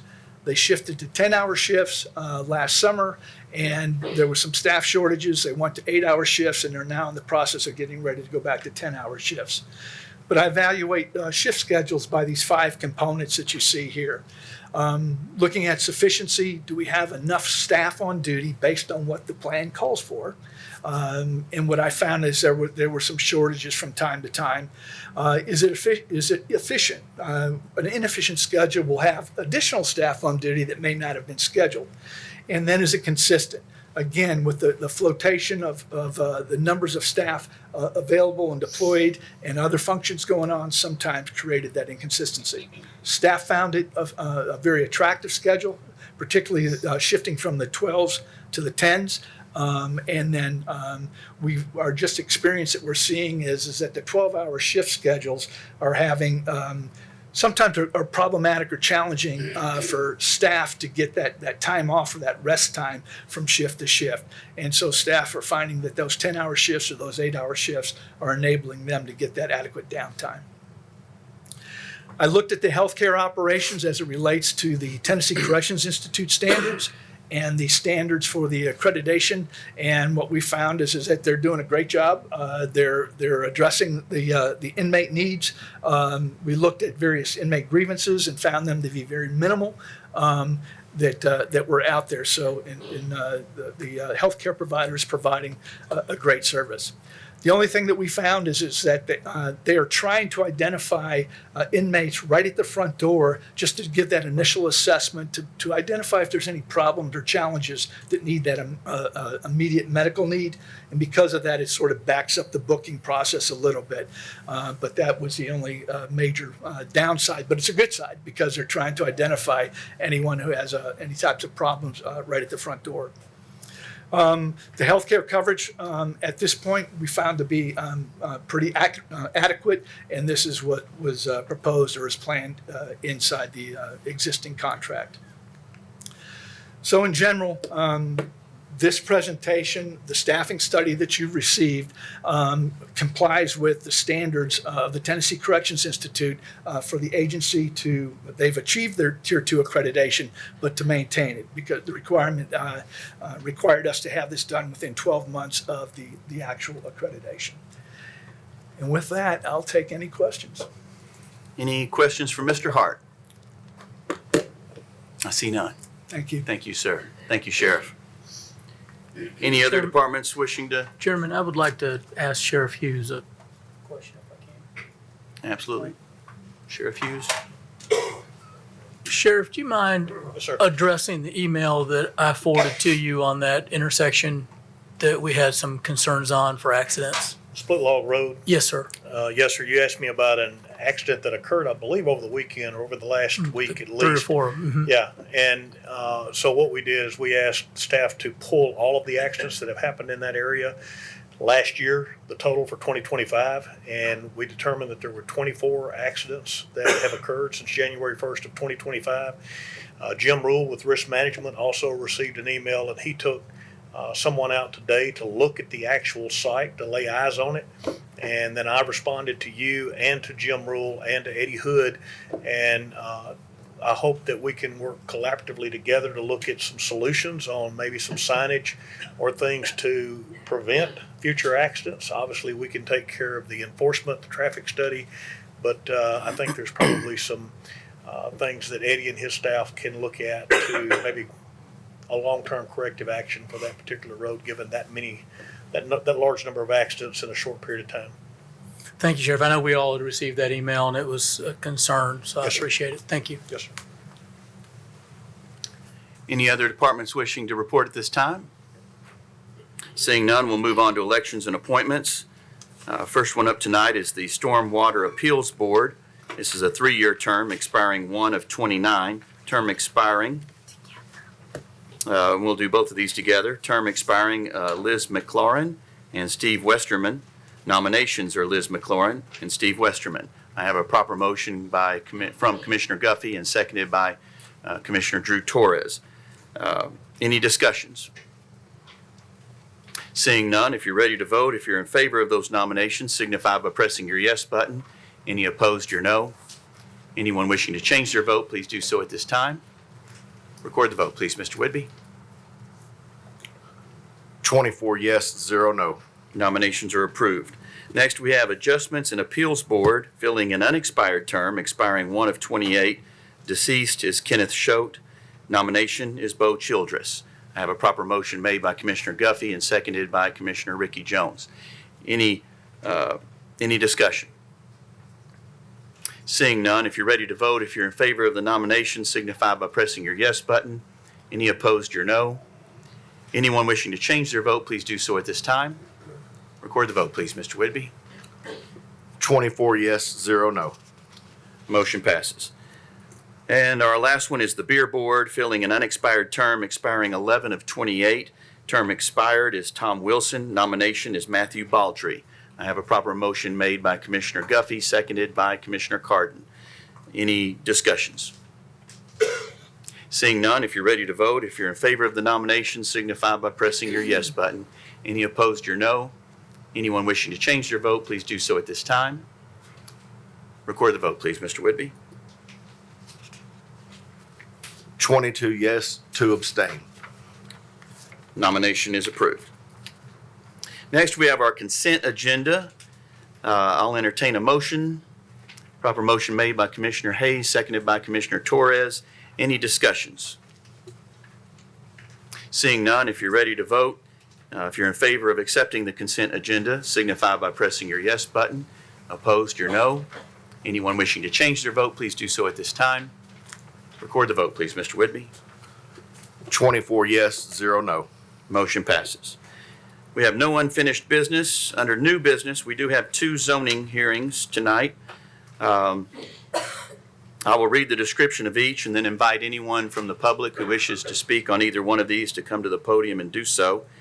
Afterwards, we will vote on them as a whole as the commission. The first public hearing has to do with Resolution 1265, a resolution to amend Article 3 of the zoning ordinance regarding mailed notices when public notice is required for a zoning map amendment. Anyone wishing to speak from the public, please come to the podium and do so now. Going once, going twice. Hearing is now closed. We will now vote on the Resolution 1265. Again, a resolution to amend Article 3 of the zoning ordinance regarding mailed notices when public notice is required of a zoning map amendment. I have a proper motion made by Commissioner Mary Smith, seconded by Commissioner Greg Sanford. Regional Planning Commission was 7-4-0 against. Explanation, please, Commissioner Clifford. Thank you, Mr. Chair. This has to do with notice for zoning map amendments. Currently, we give notice to adjacent property owners for any area of a zoning map amendment. This essentially changes it from adjacent properties to any property owner within 500 feet of that boundary line. The concern being that the current adjacent property requirement might not be sufficient to give other property owners in the surrounding area enough notice that they may be impacted by a rezoning. And I would ask if there are any questions, council can come up and probably answer them much better than me. I do have a question, it looks like from Commissioner Tunnicliffe. Yeah, it's not just the area in which we send those notices. Can someone explain to me why we dropped the sign notice needed for this 15 days prior? Thank you, Mr. Chairman. Commissioner Tunnicliffe, that's actually a typo. We don't send mailed notices on text amendments because the text amendment applies countywide in the entire unincorporated area. So the mailed notices do go for a map amendment, as a rezone, but a text amendment, if we sent mailed notice, that'd be to everybody in the county. So that actually shouldn't have been in the table for a text amendment. So the sign notice is, And the sign notice, that there's no property on which to place a sign for a text amendment since it's countywide. So Okay. that shouldn't have been in there to begin with. So Thank you. thought we were opening it up. Let's clean that too. Any other questions or comments? Seeing none, if you're ready to vote, if you're in favor of Resolution 126.5, signify by pressing your yes button. Any opposed, your no. Anyone wishing to change their vote, please do so at this time. Record the vote, please, Mr. Whitby. 24 yes, 0 no. Resolution passes. Our next zoning hearing has to do with Resolution 126.6, a resolution to amend Article 3 of the zoning ordinance regarding utility availability for new development. We'll open the floor to any public comments at this time. Going once, going twice. Zoning hearing is closed. So now to the commissioners, again, Resolution 126.6, a resolution to amend Article 3 of the zoning ordinance regarding utility availability for new development. I have a proper motion from Commissioner Barb Sturgeon, seconded by Commissioner Betsy Hester. Regional Planning Commission was 7-4-0 against. Explanation, please, Commissioner Torres.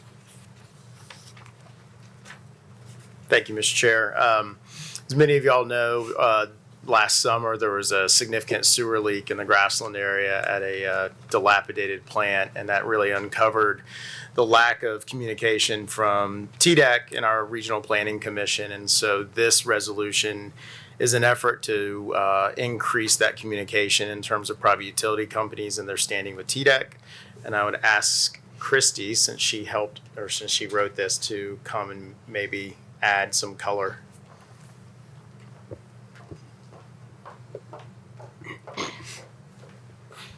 Thank you, Mr. Chairman, Commissioner Torres. So when developments come into the Planning Commission process, whether it's a concept plan or a non-residential site plan or whatever, they have to provide notice or a letter of service availability from the water provider and the sewer provider. And we just had, as you can see from the amendment, just kind of a basic, give us a letter that it's available.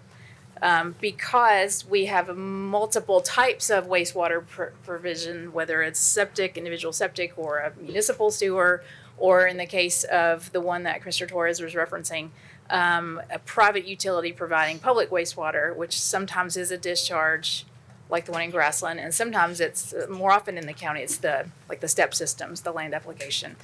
There really wasn't an opportunity to find out if that particular plant that is proposed to accept this new development is in good shape and it's functioning well without any active violations. And so after what was going on in Grassland, Commissioner Sturgeon and Commissioner Torres reached out to me and said, can we get a little more detail? Because the Planning Commission is just not getting that information. So if a new subdivision's coming in and proposed for a plant, the Planning Commission and the staff really didn't have any way to know what the status of that plant was. And so, again, while we were opening this, I took the opportunity to just ask for a little more detail, not only for the sewer availability, but also the water. You know, what type of improvements are going to be needed and how long is that going to take? And we sent this out to all the utilities that would be potentially affected. One of them reached out to me with some questions and suggestions on how to word a couple of things, so we were happy to work with them on that. But this just gives the Planning Commission more detail to make a more educated decision on a development when it comes in, what utilities are actually available to serve that development. Question or comment from Commissioner Sanford? Christy, so the utility companies will be providing additional details. Is that accurate? Generally, it will be something between the utility provider and the developer, presumably.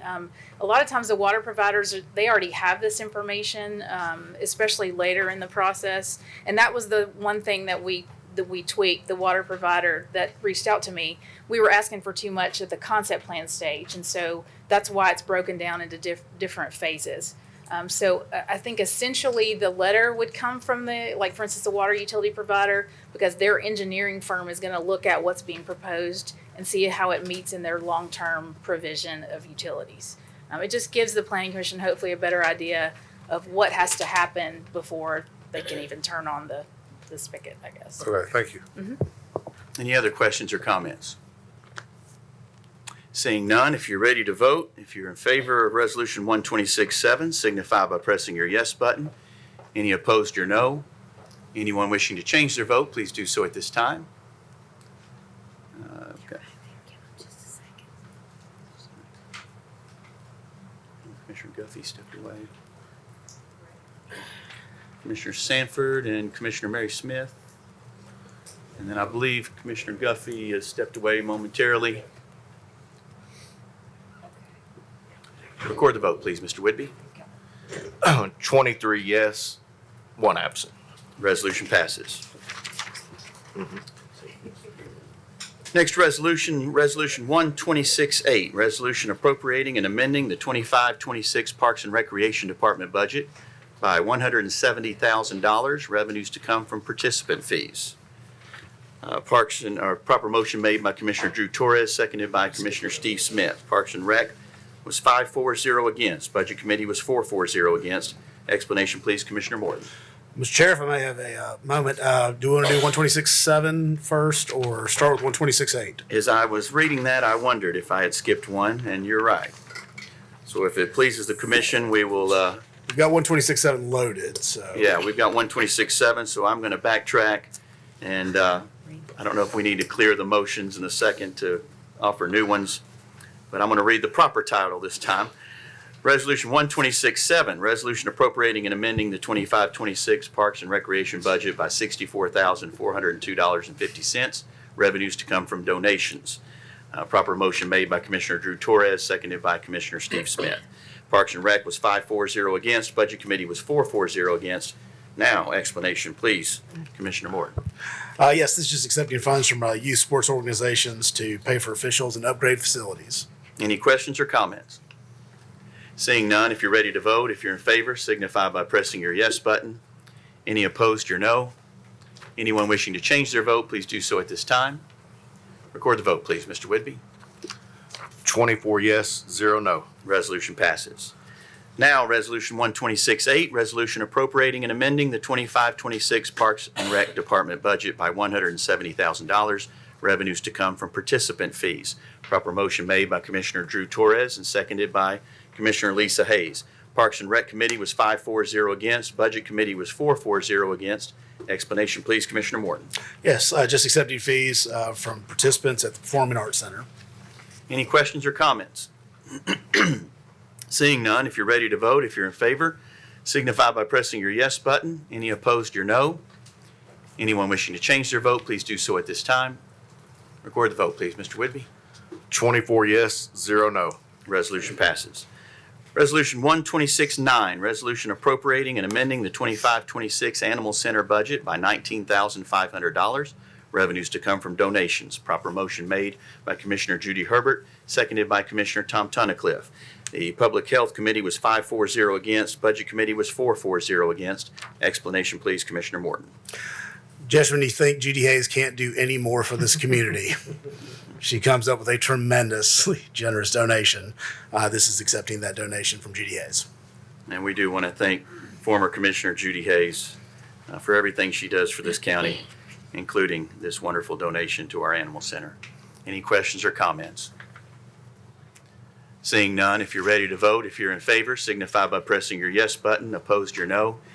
Anyone wishing to change their vote, please do so at this time. Record the vote, please, Mr. Whitby. 24 yes, 0 no. Resolution passes. Resolution 12612, resolution appropriating and amending the 25-26 Animal Center budget by $10,000, revenues to come from unappropriated county general funds. Proper motion made by Commissioner Greg Lawrence and seconded by Commissioner Lisa Hayes. Budget Committee was 4-0 against. Explanation, please, Commissioner Webb. Which, are we on 12611 or 12? Am I skipping them again? 11 is under other, right? Right. Yeah, so we're on 12. Okay. What we've got here is simply a water leak occurred during the irrigation line and it was out of warranty, and so they're asking for an amendment to the budget. Any questions or comments? Seeing none, if you're ready to vote, if you're in favor, signify by pressing your yes button. Opposed, your no. Anyone wishing to change their vote, please do so at this time. Record the vote, please, Mr. Whitby. 24 yes, 0 no. Resolution passes. And to Commissioner Webb's point, I noticed my packet was a little disheveled when I received it. Some of these, and this may have been the case for you, Commissioner Webb, that they're not in order necessarily. You might check your agenda page to make sure you're following along in order. Some of these are under other versus appropriations. So I think they were put in the pack numerically when they should have been placed under their appropriate categories. So I think there's 3 or 4 resolutions that are that way if you want to double check your stack. Which brings me to, now I've lost my place. Are we on 14 now? Yes, sir. Resolution 12614, resolution appropriating and amending the 25-26 Williamson County Office of Public Safety budget by $4,966.87 for overtime, supplies, and maintenance of vehicles. Revenues to come from the Tennessee Emergency Management Agency, reimbursements for emergency management assistance to North Carolina. Proper motion made by Commissioner Tom Tunnicliffe and seconded by Commissioner Greg Sanford. Law enforcement did not wish to review this one. Budget Committee was 4-0 against. Explanation, please, Commissioner Tunnicliffe. Thank you, Chairman. I will also state that this is not one that we chose not to review. That was a different one, and that's a mistake. I would like to, we reviewed this one, if I remember correctly, didn't we, Commissioner Sanford? Pretty self-explanatory based on the title. TEMA wants to give us a little bit of money to help compensate our expenses in North Carolina with their flood. And we're very thankful to them for their assistance, and I apologize for that error. Do you, for the record, know what was the vote 5-4-0 against? I believe it was 4-0. 4-0. Okay. 4 in favor, 0 against from the Law Enforcement Public Safety Committee. 4-0 against for Budget Committee. Any questions or comments? Seeing none, if you're in favor, signify by pressing your yes button. Opposed, your no. Anyone wishing to change their vote, please do so at this time. Record the vote, please, Mr. Whitby. 24 yes, 0 no. Resolution passes. We're now on Resolution 12615, resolution for intercategory transfer of $1,037.94 between major categories to provide for administrative costs related to the use of American Rescue Plan Act funds. Proper motion made by Commissioner Tom Tunnicliffe and seconded by Commissioner Steve Smith. Budget Committee was 3-4-0 against with 1 abstention. Explanation, please, Commissioner Morton. Yes, this is just an intercategory transfer. It doesn't change the total amount. They just need to shift it from salary to benefits. Question or comment from Commissioner Webb? Mr. Chair, because this does affect the ARPA program, which I am part of, I'll abstain. Understood. Thank you, Commissioner. Any other questions or comments? Seeing none, if you're ready to vote, if you're in favor, signify by pressing your yes button. Any opposed, your no. Anyone wishing to change their vote, please do so at this time. Record the vote, please. Mr. Whitby. 23 yes, 1 abstain. Resolution passes. Resolution 12616, resolution appropriating and amending the 25-26 budget by $64,600. Revenues to come from opioid abatement funds. Proper motion made by Commissioner Guy Carden and seconded by Commissioner Tom Tunnicliffe. Budget Committee was 4-4-0 against. Explanation, please, Commissioner Webb. Mr. Chair, this corrects a problem that we've got in order to get this money into the fund. This amends the budget by the $64,600 related to the opioid abatement funds. Any questions or comments? Seeing none, if you're ready to vote, if you're in favor, signify by pressing your yes button. Any opposed, your no. Anyone wishing to change their vote, please do so at this time. Record the vote, please, Mr. Whitby. 24 yes, 0 no. Resolution passes. Resolution 12617, resolution approving an amendment to the county attorney budget for payment of counsel in potential hospital transaction. Proper motion made by Commissioner Tom Tunnicliffe, seconded by Commissioner Steve Smith. The Budget Committee was 4-0 against. Property Committee, I do have would not hear. Hopefully I'm saying that right and not making a mistake again. Explanation, please, Commissioner Morton. Thank you, Mr. Chair. This is a resolution to amend our budget to provide for legal counsel for this commission, for the county, independent of the hospitals. I believe the reason property didn't hear it was at the time we didn't really have an understanding of kind of where it came from. Mr. Jesse Neal is here today. He can provide some further explanation and also possibly some updates on what he's been doing for the last 2 months. In rough terms, it was, sort of a high side, low side estimation of fees and expenses through the fiscal year. We've estimated on the high side of the estimates there. We obviously don't have to and hope that we won't spend all of this money. Do fully intend to be reimbursed from either the hospital or, if there ends up being a sale that this commission approves, the acquiring party to reimburse those fees back to the county. Any questions or comments? Do you wish to speak on this, Mr. Neal, or Commissioner Lawrence? Yeah, that's what. Please go ahead. Thank you, Commissioners, and thank you, Mr. Chairman. Since we last spoke, I appreciate the opportunity to report back. We've done a lot of productive work engaging directly with the hospital and the hospital's counsel on a couple different points based on the direction that you were able to give me and that the property committee was also able to give me. There was a question about whether the hospital would be willing to share criteria used to evaluate potential partners for Williamson Health, and based on that request, they responded in the affirmative and shared that with us, which we then shared with the property committee. They also asked at our request if the commission would be willing to provide and evaluate and offer up additional criteria that they thought would be appropriate and consistent with the goals of the commission and the county in evaluating these potential partners. So that I thought was a very productive opportunity to engage with the process. The premise of these discussions are the same premise that we discussed at our last meeting, which was it should go without saying, and if it doesn't, it is that the county commission is involved in the evaluation process, and they ultimately will decide whether a transaction is pursued or not. And so over a course of several meetings with the hospital's council, we've made a number of different requests and directions to them.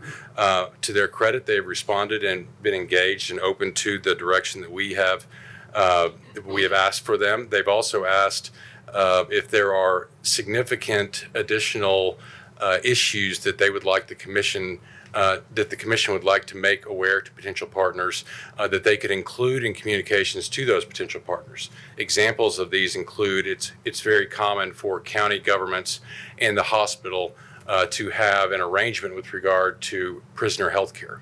That's often an informal arrangement, but one that still has to be managed and addressed through the transaction documents. That's an example. Another would be the EMS service. Or if there are specific expectations of the commission with regard to EMS service and a potential partner's use and investment in that service, that's something that I can take back with me and advocate to the process to make sure that that's included. Your priorities are my priorities, and those are ones that we can relay back to the hospital, and we have standing and an opportunity to engage with them. Last but not least, I think one of the biggest areas where the commission has absolute, in my mind, unfettered standing to lead the community through the process is through what we call community covenants. When a county hospital decides to engage with a partner to invest capital or whatever the strategy and approach ultimately will be, there are commitments and they're a reflection of the community and the county and what their priorities are, access to care, the name on the building, if there was a children's hospital. Those are a couple of different examples: participation in Medicare, Medicaid, and importantly, maintenance of charity care policies and protocols. Those are typical features that you would see in a transaction document, and those, I believe, and I think they agree, should be driven by the county and the county commission. I believe an email went out on December 11th after sharing the property committee presentation that I'd prepared with a request for if you were willing and able to share with me any questions or recommendations or directions or priorities with regard to those community covenants. And so if you are interested in talking directly or sharing any of those with me, you can email them to me, and they can be reviewed at the January 28th Property Committee meeting, which is, I believe, is when it is scheduled. So I'm glad to answer any kind of additional questions about the work we're doing. We've got a diligence process protocol that's been developed. We've got requests out to the hospital, and they have been responding to those requests on a rolling basis with information that's needed for us to evaluate and advise you on the steps forward in terms of a transaction, including ownership of property, down to every deed and every acre. And so that process is ongoing, as it should be. And I don't think it's too late or too early for that process. I think that through our engagement and the information that you're sharing with me, and my hope is that the information that you'll continue to share with me to guide me and direct me, I will be advocating for those priorities through the process and able to report back on questions and updates as they arise. So I appreciate the opportunity to give you an update, and I really am honored, my firm's honored, to be able to represent the County Commission on this matter. So I thank you again. Any questions for Mr. Neal? Commissioner Lawrence. Thank you, Mr. Chairman. Good evening, Jesse. Just a question, sort of a follow-up on Commissioner Tonicliff's question. So the property that's owned by the hospital district, what is your opinion on that property as in regards to the proceeds from the sale of those assets? Or would they not be considered county assets as well, since the county set up the district and sort of is basically the district operates under the oversight of the commission? Or is your opinion that that's a separate entity and those assets would be treated differently? So, and that question was, I believe, brought up on the property committee. I don't believe it can be analyzed further for sure. I don't believe there would be a distinguish under current law between that property and the property that's owned by the hospital entity. But we can there's certainly room to have different perspectives on that, and we can certainly take a position that we've developed and can research. Okay, so in other words, you would look at it all holistically as one piece of property as a whole, that the proceeds of which should go, depending on what happens with state law, of course, if we can get a change in the state law, if the state law is changed, if that were to come back to the county commission, the proceeds from those assets would be included, correct? So I'll put it this way. So as a former assistant attorney general that reviewed these transactions, what I think is the custom historically is that there would not be a treatment distinguished between the two sources. Now, with regard to this transaction, as your lawyer, I would like to review and make a determination about whether we could take a different position if that was consistent with state law. Certainly, if there's an update to state law that impacts how that is accounted for and distributed, I would help develop that position and that approach and advocate for that on your behalf. Okay, thank you. Commissioner Hayes. Hi there. You mentioned a second ago that you've given an update to the property committee. I haven't seen anything go out to the whole commission. So are you just giving updates to the property committee? I can clarify from my perspective. I was forwarded an email on December 15th of an email that was sent out to the full commissioners, it appears, at least from the two, with attached to that a copy of the presentation. So my understanding is that it has been distributed. I received the presentation, but it was my understanding from that committee meeting that all commissioners would be copied on any updates, and if there were any questions sent to you, that those would also be sent out to all commissioners, therefore lessening 4 or 5 of us asking you the same thing. So we're all informed all at the same time. So I just want to make sure I'm understanding, are you just sending these property committee, or are you sending them to the whole commission? I've not sent any communications to the property committee. I appeared on the agenda and gave a presentation. Okay, I just wanted to make sure I wasn't misunderstanding something you said. So do we have any expected communications that we're going to get to you from you on a regular basis? I am glad and willing, and I think we're approaching the time where it's appropriate for me to start providing updates and potential decision points and schedules in conjunction with my discussions with the hospital. But of course, I defer to you and your direction on that front. Okay, thank you. Commissioner Petty. Hi, Jesse. Appreciate working with you. Getting to know you. I like you. You're a nice man. I appreciate that. My question is the money thing here. We got $900,000, and it's $150,000 a month. And I did some math on it, and I divided $150,000 by 20, which we've got 20 working days to a month. And that came up to $7,500 a day, and you divide that by 9, and that comes in about 8 hours. So I guess I'm wondering, I'm not questioning the work you're doing. I think you're doing a good job. Please don't misunderstand me. But I just don't understand the cost here. I can't imagine somebody's working 8 hours a day at $900 an hour every day of the week for 6 months to do this. And I'm just a little bit confused at how this billing is going. So, sure, I'm glad to weigh in generally on that. It would not just be me in my office working 8 hours a day on Williamson County. What I do is leverage paralegals, associates, junior partners, mid-level partners, senior partners in various specialties to maximize the value and minimize the cost. And so historically, and I don't know what the rates are that the hospital pays for its counsel. I've represented county governments, and I've represented hospital governments, hospital systems on transactions similar to this. And the rate is based on a number of workflows that I'm glad to walk through right now if you'd like.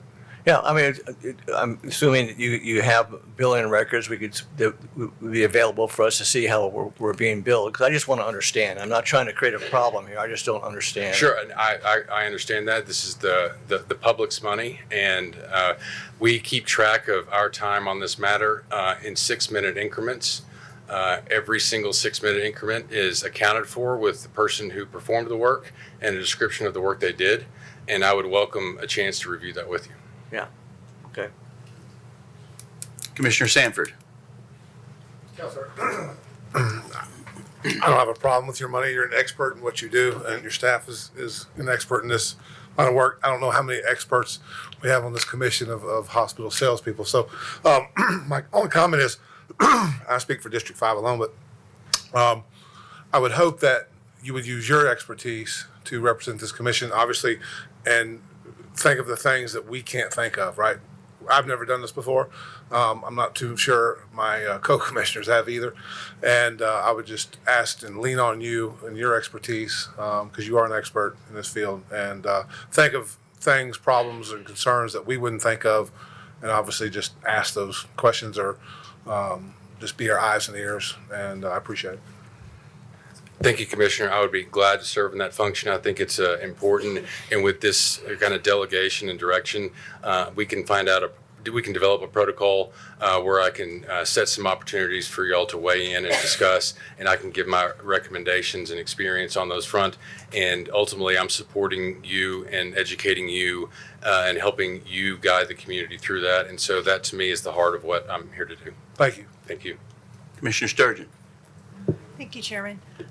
Yeah, I like you too, Jesse, and I like the way you communicate, but I have a problem with $900 an hour. And we approved this back in November on a temporary basis. And Mr. Mosley informed me at the budget meeting, if we approve this, then we're basically approving you as well. And I've asked around to some lawyers, and I can't find anyone who thinks $900 an hour is reasonable for a specialist. And I don't know. I'm just a county commissioner. I don't hire lawyers very often.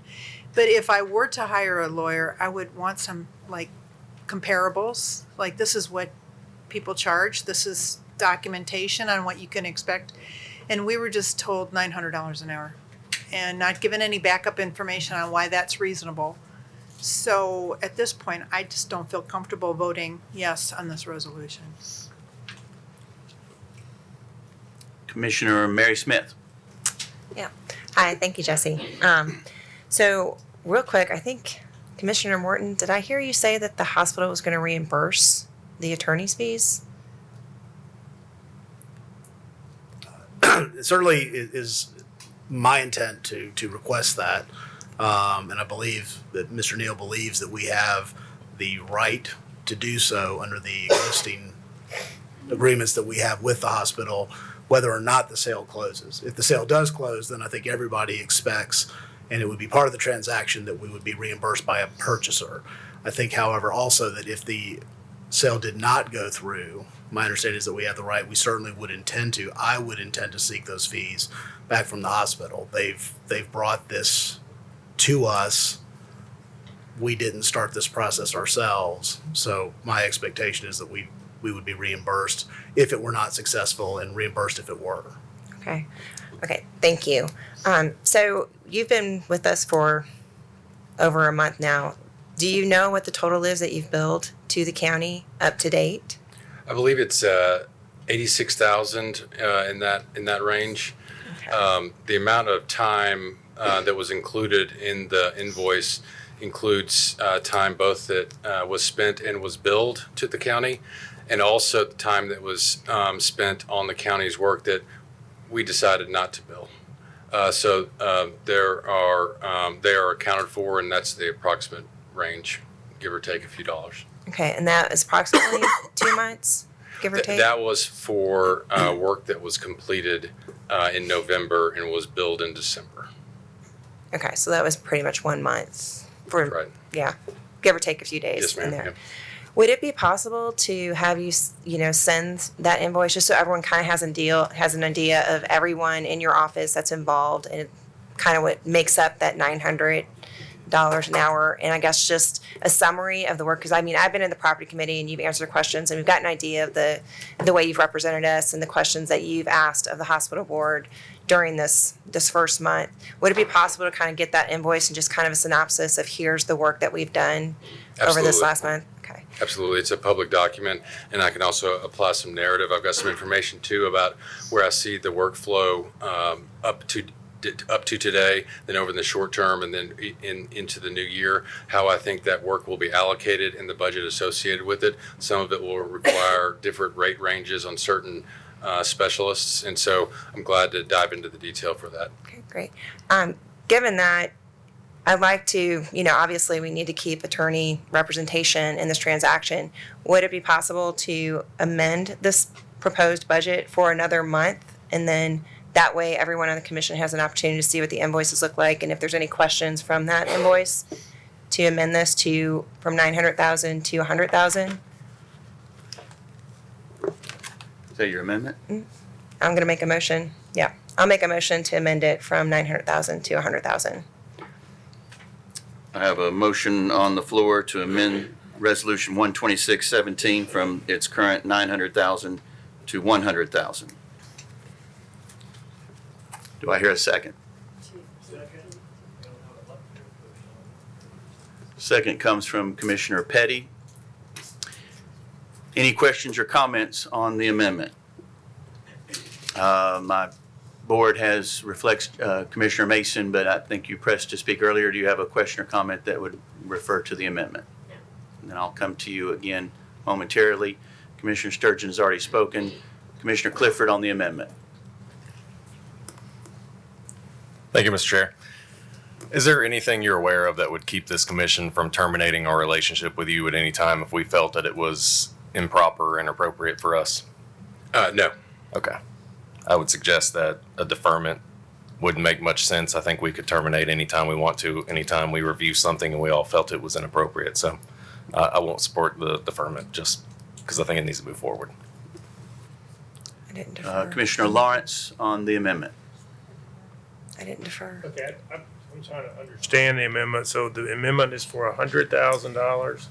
Yes, the idea is that we would be able to have money there to continue to pay Mr. Neal while some of the questions regarding the services that he's providing are answered. So he's already billed $86,000. So that doesn't leave a lot of extra for. So then maybe we need to amend to 200. Has it been paid? Did we pay you the $86,000 already, or is that what we're voting on tonight? Is it the 86 part of this 900 or? I've billed for 1 month of services and I've been paid for that.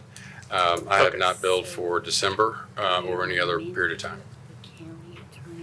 Okay, so is the 86,000 part of the 900,000? Or you may not know that, but. It is. Okay. So we need to put money in this budget. Phoebe's coming up. Yes, please, Ms. Riley.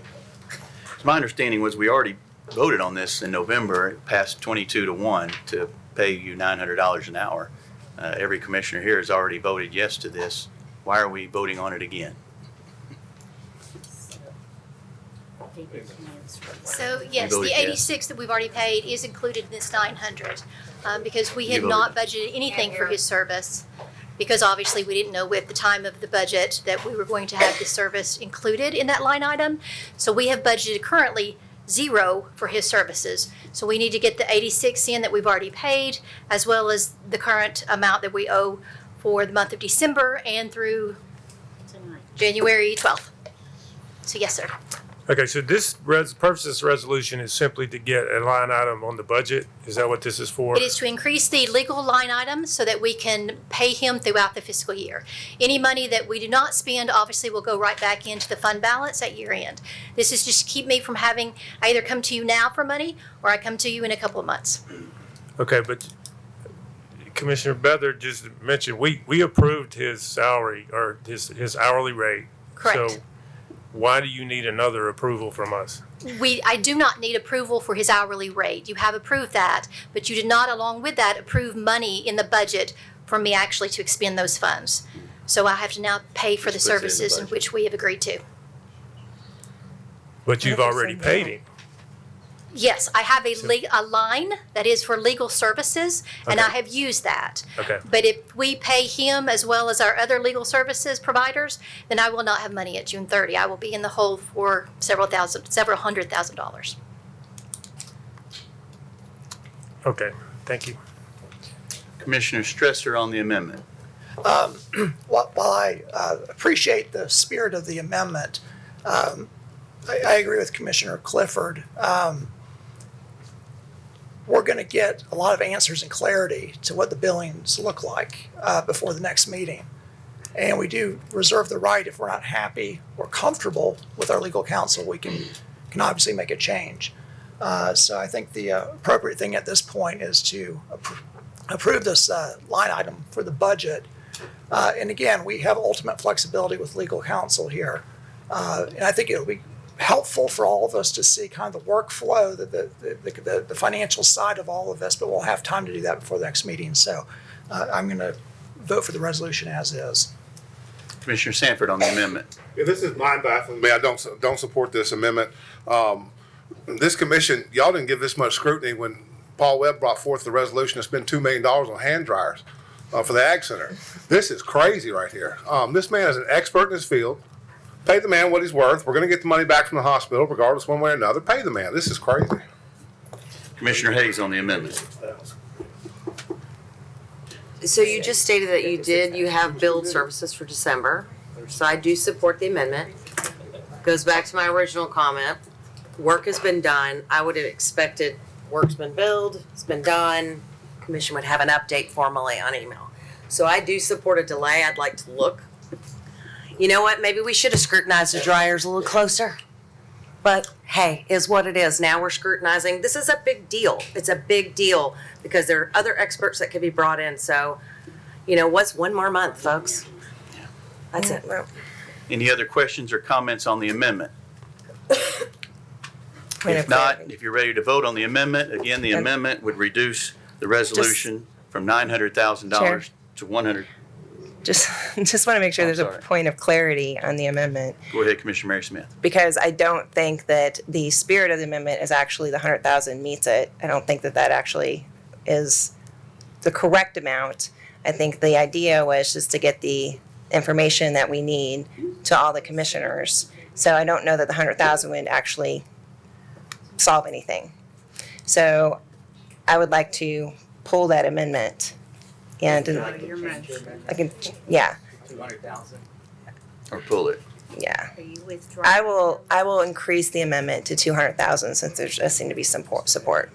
The second came from Commissioner Petty. Is that okay with you, Commissioner Petty, to increase the amendment to a figure of $200,000? Okay, we've got a new motion and a new second increasing the amended amount to $200,000 versus the stated $900,000 amount. Any question or comment on the amendment, Commissioner Torres? Thank you, Mr. Chair.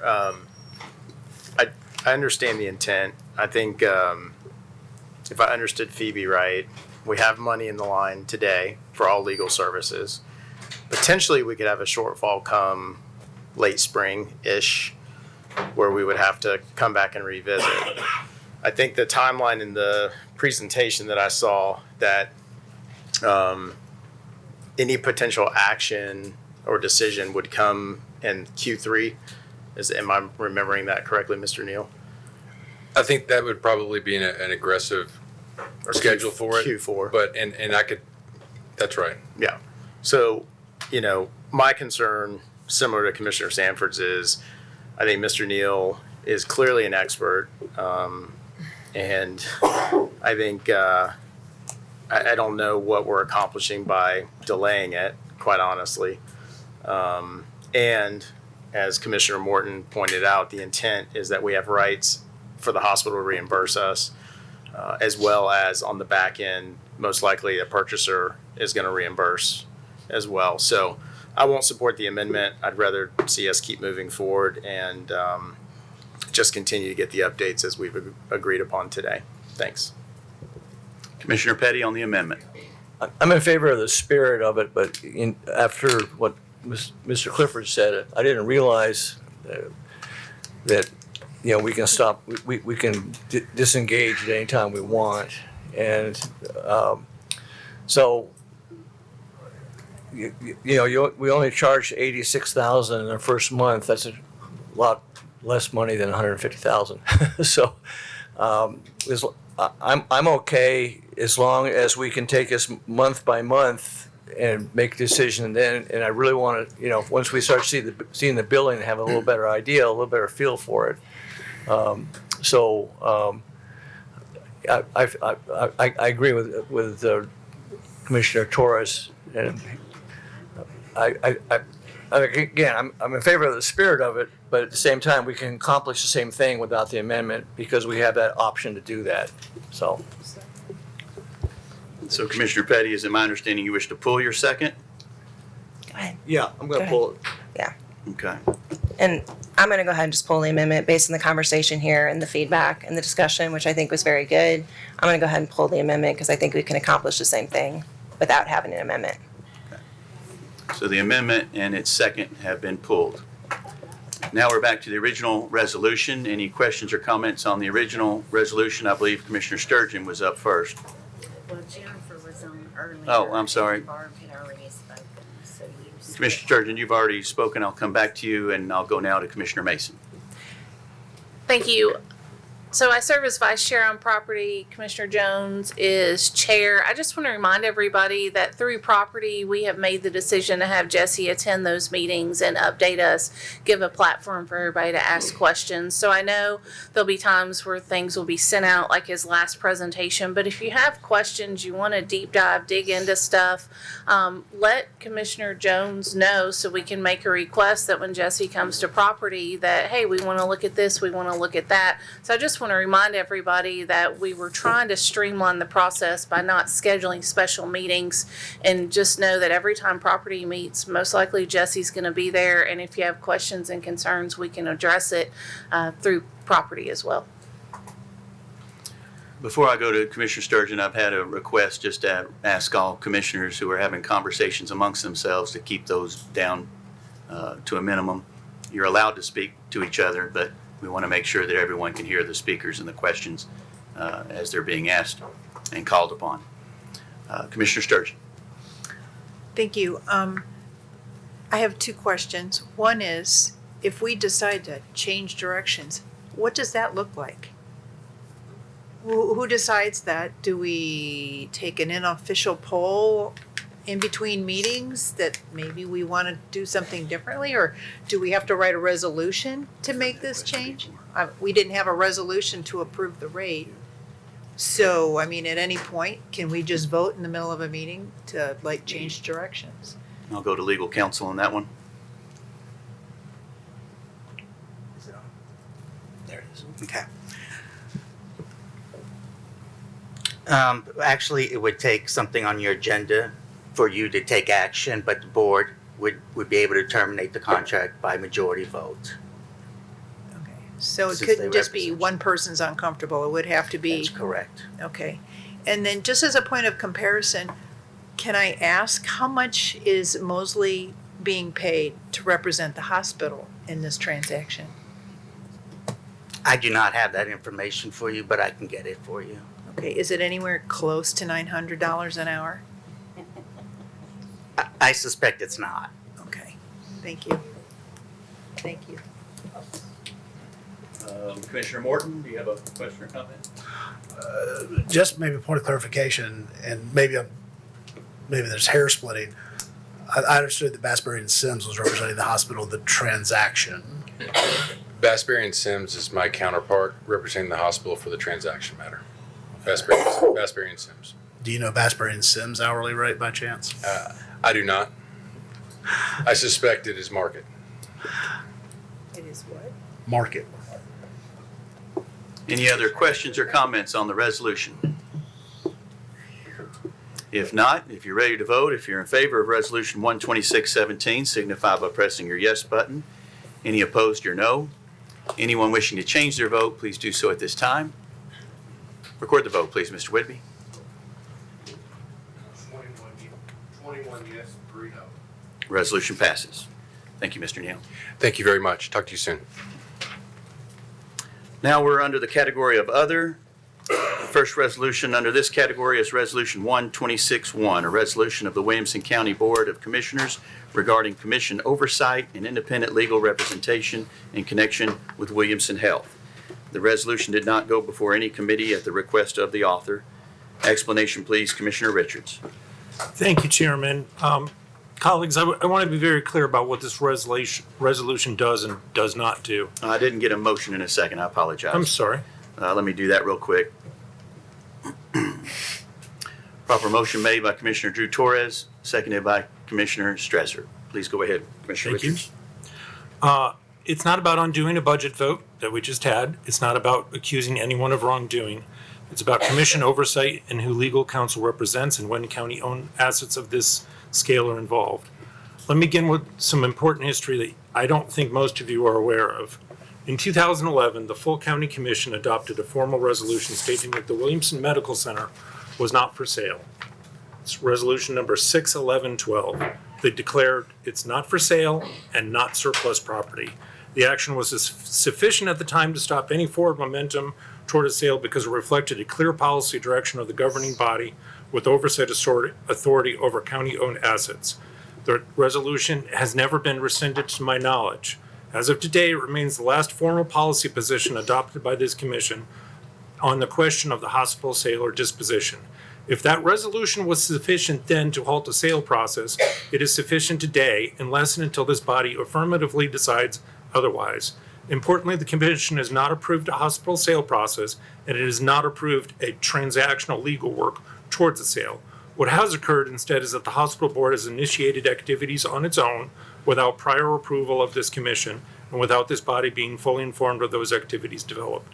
These activities have been described as strategic planning or evaluation options, but issuing requests for proposals, soliciting bids, and engaging transactional counsel go far beyond internal strategic planning. These are market-facing actions that signal intent, create reliance, and carry legal and financial consequences for the county. That distinction matters. With respect to the $900,000 outside counsel budget amendment we just approved, that resolution funded a budget line item. It did not define governance.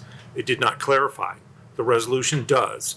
At the November meeting, outside counsel was introduced at a substantial hourly rate and described as temporary without prior commission authorization.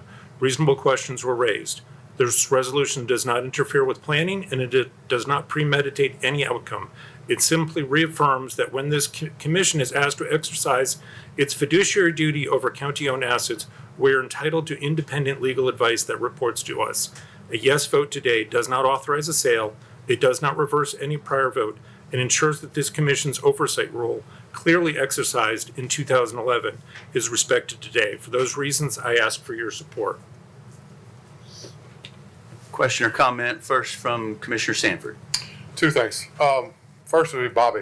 Since he brought up that resolution from 2011 or 12 that's stopped, that says the hospital's not for sale, does that carry over and it's active now? Can the hospital board? This board still has the authority to approve a sale, if that's what you're asking. Okay. And then secondly, for Commissioner Richards, we have independent counsel back here in the back that we've hired. I don't understand why we need more legal counsel. It would be my opinion that that counsel is conflicted. How so? It was appointed by our own internal counsel, or at least picked by our own internal counsel that is under investigation for a conflict of interest. Gotcha. Thanks. Commissioner Lawrence. Thank you, Mr. Chairman. I have a couple of questions as well. I have brought up the question of whether the hospital should be declared surplus before any sale process can be initiated. I don't believe I've gotten an answer to that question. I don't know if Jesse can answer that or counsel. It would seem to me, especially given the prior resolution, which I didn't know about, but the 2011 County Commission decision, in order for any sale to go forward, that this body would have to come to a conclusion that we want to declare it surplus, would we not? That's correct. And we haven't done that. No, sir. So are we getting the cart ahead of the horse here?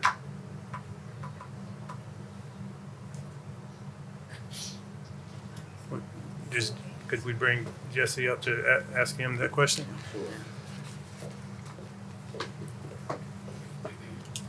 Thank you. I did record your question on that front at our last property committee meeting. We have researched that. I do agree that it likely needs to be declared surplus. The process and sequence in terms of the RFP, the evaluation, the letter of intent, the closing date, we have some flexibility with that, and I don't think we have to predetermine how that will be applied, but structure it in a way consistent with state law is certainly doable, and we have looked at that, and we can advise you on the best approach there. Okay, so you don't think we should declare, or we need to declare, or we must declare it surplus before we can go forward with an RFP process? I did not see any indication that the declaration of surplus had to precede that process. The hospital initiated a process under a strategic evaluation, and that did not need any kind of declaration from the county government. In terms of declaring a surplus, my reading on it, based on your question, is I agree that there likely needs to be a declaration of surplus. It is not dictated in terms of time or sequence of when that has to happen. thoughts? No, I guess that's all of my questions. Thank you. Commissioner Mason. Thank you.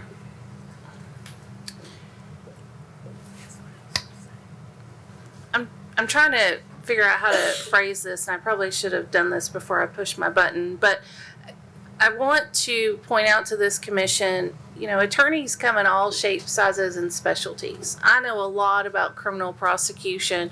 Chaz knows a lot about animals. Sean does a lot.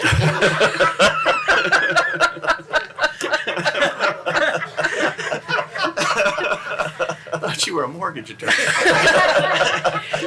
And so we all have our specialties in, you know, I get divorce questions all the time from my parents and who are divorced, ironically, and I don't know how to answer them. And so when you are dealing with a specific type of law, you go to a specific type of lawyer, which is why we have engaged with Jesse. Same thing when you have a medical issue. Same thing if you have a car issue. And at a certain point, we have to put our trust in the process. And when we met with him at property, we asked him, based on everything we're hearing, because I keep hearing transparency, things are happening behind closed doors. And the way Jesse laid out the process and how he's been involved in these transactions before, we're right on target. Everything that's happening, there's not all this malfeasance that's going on that no one knows about.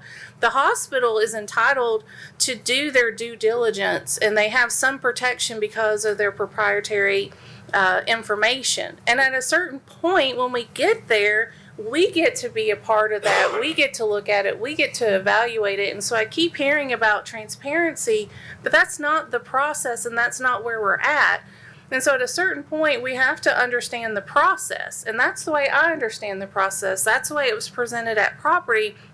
And so I don't really understand this continued mistrust of the entire system. And maybe that's what it is. It's just a mistrust of the system. But as an attorney, I understand there are rules and there are regulations, and we follow them. And that's exactly what we're doing. And so I don't have an issue with the process. I don't have an issue with how we're doing it. And quite frankly, I hate that Jesse continues to sit here and is billing us while we're going around and around in circles talking about whether or not we're following the correct process. And so that is my 2 cents. Thank you, Commissioner Mason. Commissioner Williams. Thank you, Mr. Chair. I apologize. I've lost my voice this weekend at wrestling tournaments. So I'm going to kind of go along with Commissioner Mason here. I think my issue with these resolutions that are coming forward is it comes from a place of mistrust. I'm on the hospital board as well as 3 other county commissioners on there, right? And we serve on that to ensure that we're watching out for what's in fiduciary best interest for the county. I'm not a hospital expert, don't pretend to be, but I sit there on there from a community perspective and from a county commissioner's perspective on the board. I think the Board of Trustees has sent a very clear signal that is in the best interest to explore the option of sale, right? And in the process of doing that, we are soliciting proposals to understand what is the value of the hospital. But at the end of the day, they're going to come to you, we will come to you with a recommendation, and this commission controls the decision as to whether it proceeds or not. There is no obligation of this commission to follow anything that the Board of Trustees comes to you with, but it would be extremely unwise to not listen in detail as to what the final recommendation is. And just because an RFP is being has been proposed and solicited, it doesn't mean that the board's even going to come back with a recommendation to sell the hospital in the first place. But it is in the best interest of this county to at least explore that option and to come back with some very detailed information. Okay, and I think that's the problem with this resolution is it's flipping the role, pretending that the county commission is the one that should be initiating this. And we certainly could if we were having issues, right? But I don't think the hospital does not create issues for us. It's the hospital that's recognizing, hey, it's in our best interest to do this. And in reality, what for the most part, the commission it's really about the allocation of the proceeds, right? Now, that can weigh into our decision as to whether we move forward or not with it down the road. But that has nothing to do with testing the market and understanding it in more detail as to what is the valuation. So let's not confuse those two. It keeps getting confused, and there's this narrative of mistrust that's being put out, and I just won't stand for it. Any other questions or comments regarding Resolution 126-1? Seeing none, if you're ready to vote, if you're in favor, signify by pressing your yes button. If you're opposed, your no. Anyone wishing to change their vote, please do so at this time. Commissioner Sturgeon? Record the vote, please, Mr. Whitby. 6 yes, 18 no. Resolution fails. Resolution 126-2, a resolution authorizing the Williamson County Board of Commissioners to initiate a request for proposals and retain an independent consultant to advise the commission regarding potential transactions involving Williamson Health. Got a proper motion made by Commissioner Mary Smith. I don't as of yet have a second. Second came in from Commissioner Pete Stresser. This resolution did not go before any committee, again, at the request of the author. Explanation, please, Commissioner Richards. Thank you, Mr. Chair. This resolution is straightforward and limited in scope. It authorizes the Commission, not the hospital board, to issue a request for proposals and retain an independent consultant whose sole client is this body to advise us on potential transactions involving Williamson Health. The reason this matters is simple. The hospital board has retained their own financial and strategic consultant, and that consultant appropriately serves the hospital board, not the county commission. This commission has a separate fiduciary duty to the taxpayers, and fulfilling that duty requires advice that is independent of the hospital board and its retained consultants. What is especially concerning is that firms with direct recent exposure advising counties in hospital transactions, including firms that have successfully advised counties like Blount County, were never contacted to represent Williamson County in this process. This is not a criticism of any one firm. It is a recognition that no competitive, commission-controlled process has occurred to ensure we are getting independent, best qualified advice. Issuing an RFP is not about choosing a transaction, and it's not about favoring or opposing any outcome. It's about ensuring that when this commission deliberates, we do so with our own independent expertise, selected transparently, and reporting directly to us. That is all this resolution does, and I respectfully ask for your support. Thank you. Questions or comments from Commissioner Torres? Thank you, Mr. Chair. If I can ask Commissioner Richards just directly, I'm curious, just what do you see as being additive on this resolution, or what the consultants might bring that we're not getting from council? This is above and beyond council. This would be the outside consultants. It would be our Kaufman Hall. Okay. And do you have an estimated cost? No, I don't. That's why we would request an RFP. And then would we retain them for the entire time of up until transaction? That would be up to the commission. Okay. Thank you. Any other questions or comments? Commissioner Morton. I actually think this is good for us. I think certainly us having independent legal advice, I think having independent financial advice probably makes sense. This idea of a request for proposals to find out kind of what's out there, how we could be better advised. I think there's a lot of overlap between our interests and the hospital's interests, but certainly appreciate that they diverge. Certainly the point that we need legal representation and financial representation, which is what I think would be the supplement here, wouldn't be inappropriate. I am uncomfortable with a direction that says that 5 of our sitting commissioners can have no say. I don't think that that's appropriate. So I would offer an amendment that took out the striking of the 5 sitting commissioners on the hospital board, and with that, then I can approve the request for proposals. Is that a proper motion, Commissioner Morton? I'll leave that just as a comment at this time, see what everybody else has to say. That I may have a request for a motion, an amendment to the resolution later. Understood. Commissioner Matt Williams. If I can just ask a clarifying question to the intent of this, do you have a general idea as to what the scope of this consultant would be looking at? It would be similar as what the hospital Kaufman Hall is doing for the hospital. Okay, so, and this is where my stance on it, and I'm just going to throw a scenario out. There are some county commissions that strike a check every single month because their community hospitals lose money, right? Because our demographic is 99.9% insured, we have a hospital that operates in the black, and that is not a scenario that we've ever run into. If we were in that scenario, this would be a situation where the county commission would initiate this, probably bring a consultant in, look at strategically why we would want to pursue selling this asset, right?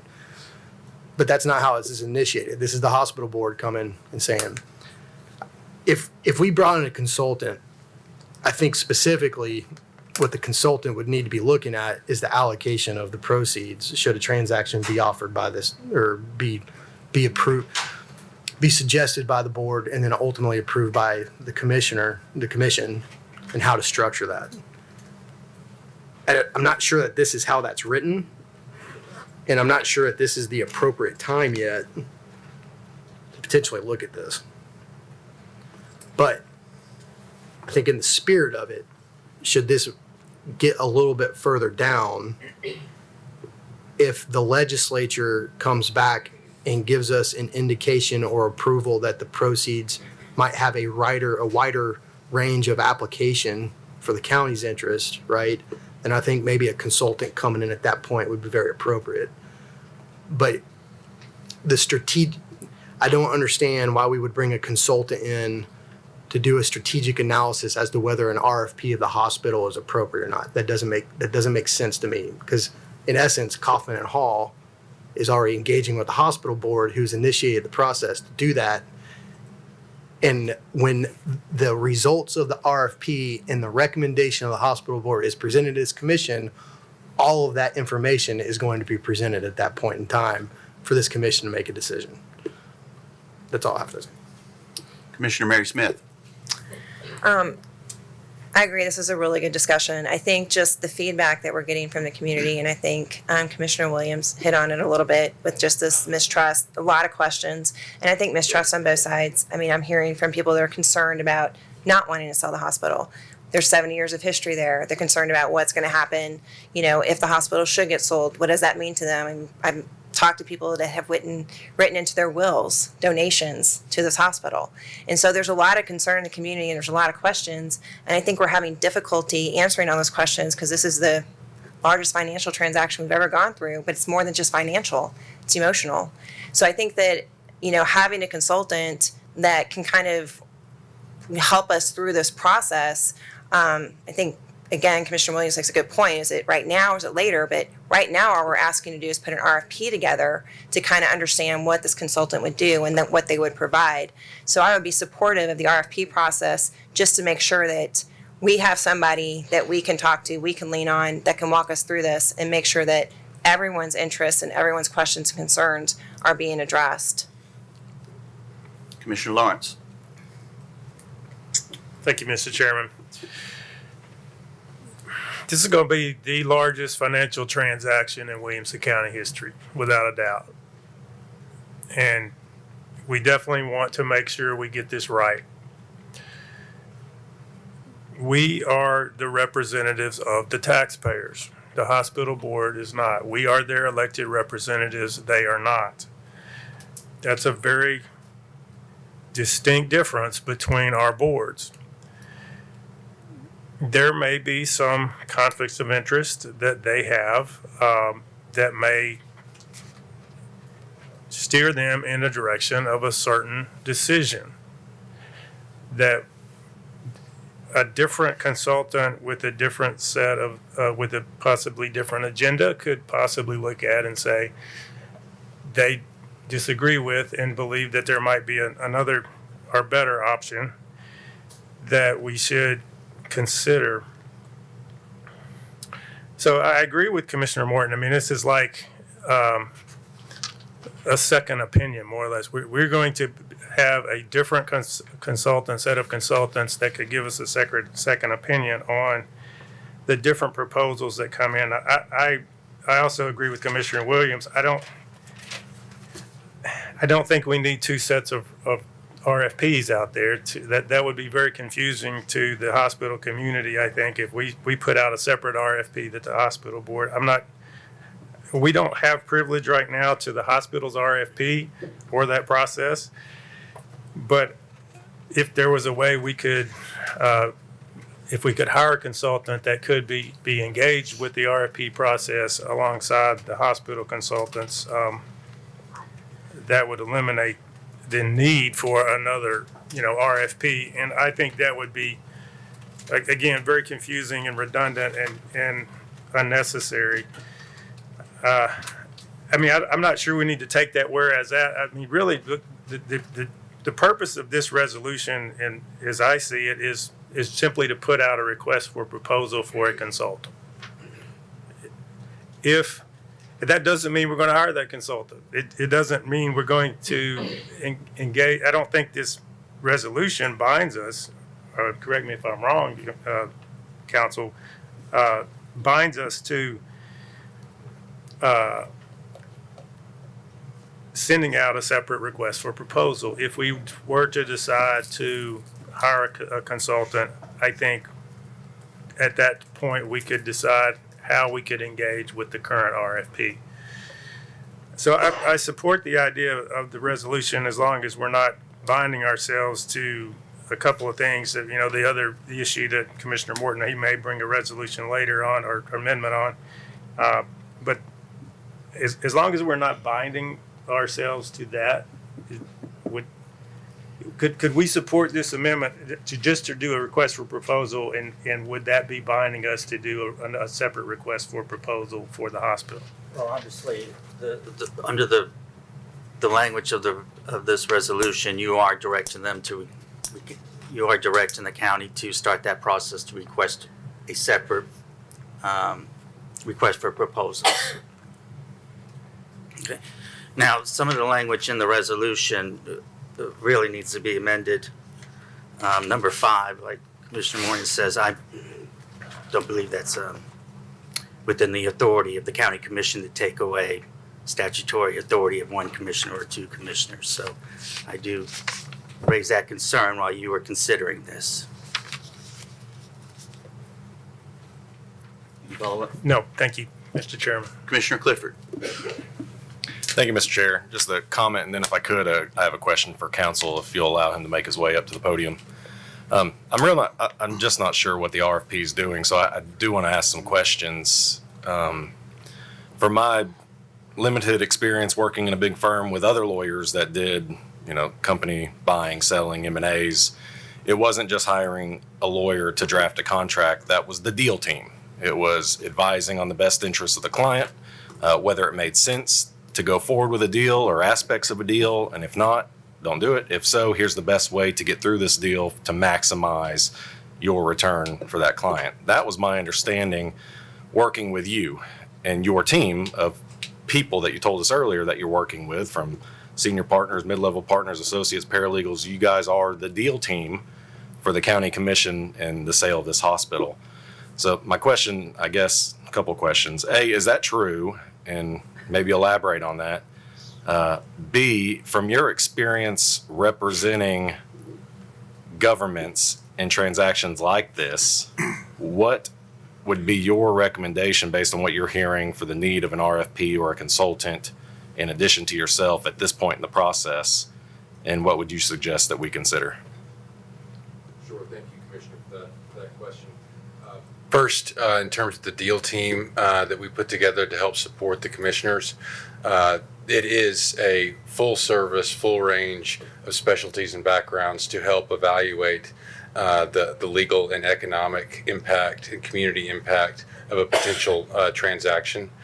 We've done those in Tennessee and we've done them in other states as well. And so that is the service and scope of the engagement letter that we have signed. And I think we are as strong as any organization in the country and able to provide that support service to you. In terms of what I have seen, I think that is a fair question. It is not unheard of for a county government to engage a supplemental financial advisor of some sort. And there's a couple different flavors to that. You don't want to just hire someone to check the checker. That gets very expensive for everyone involved.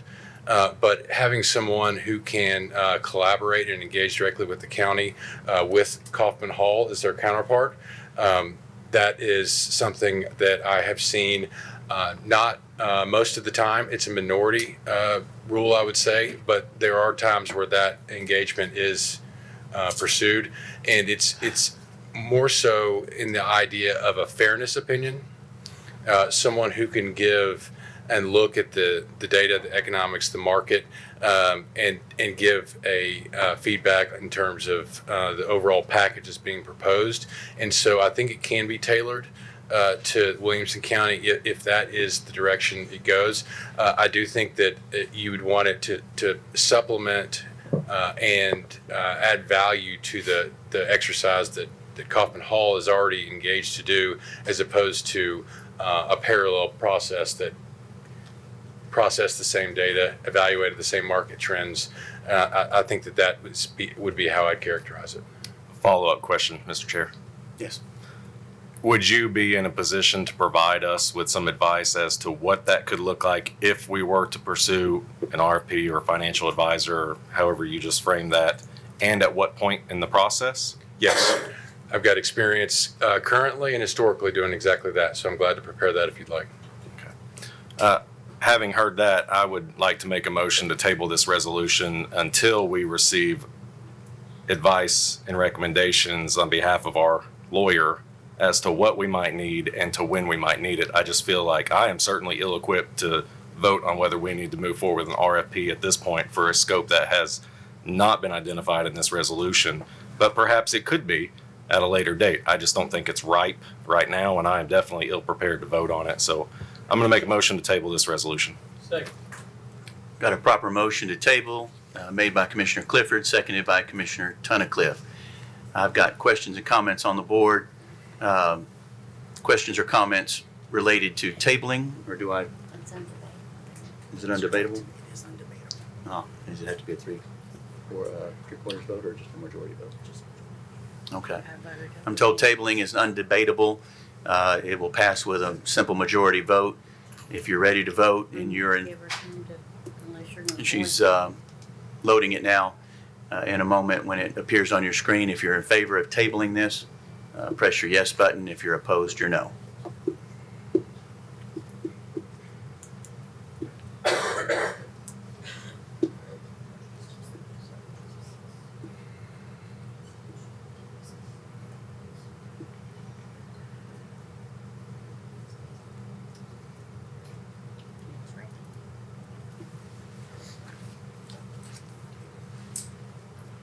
You have it loaded?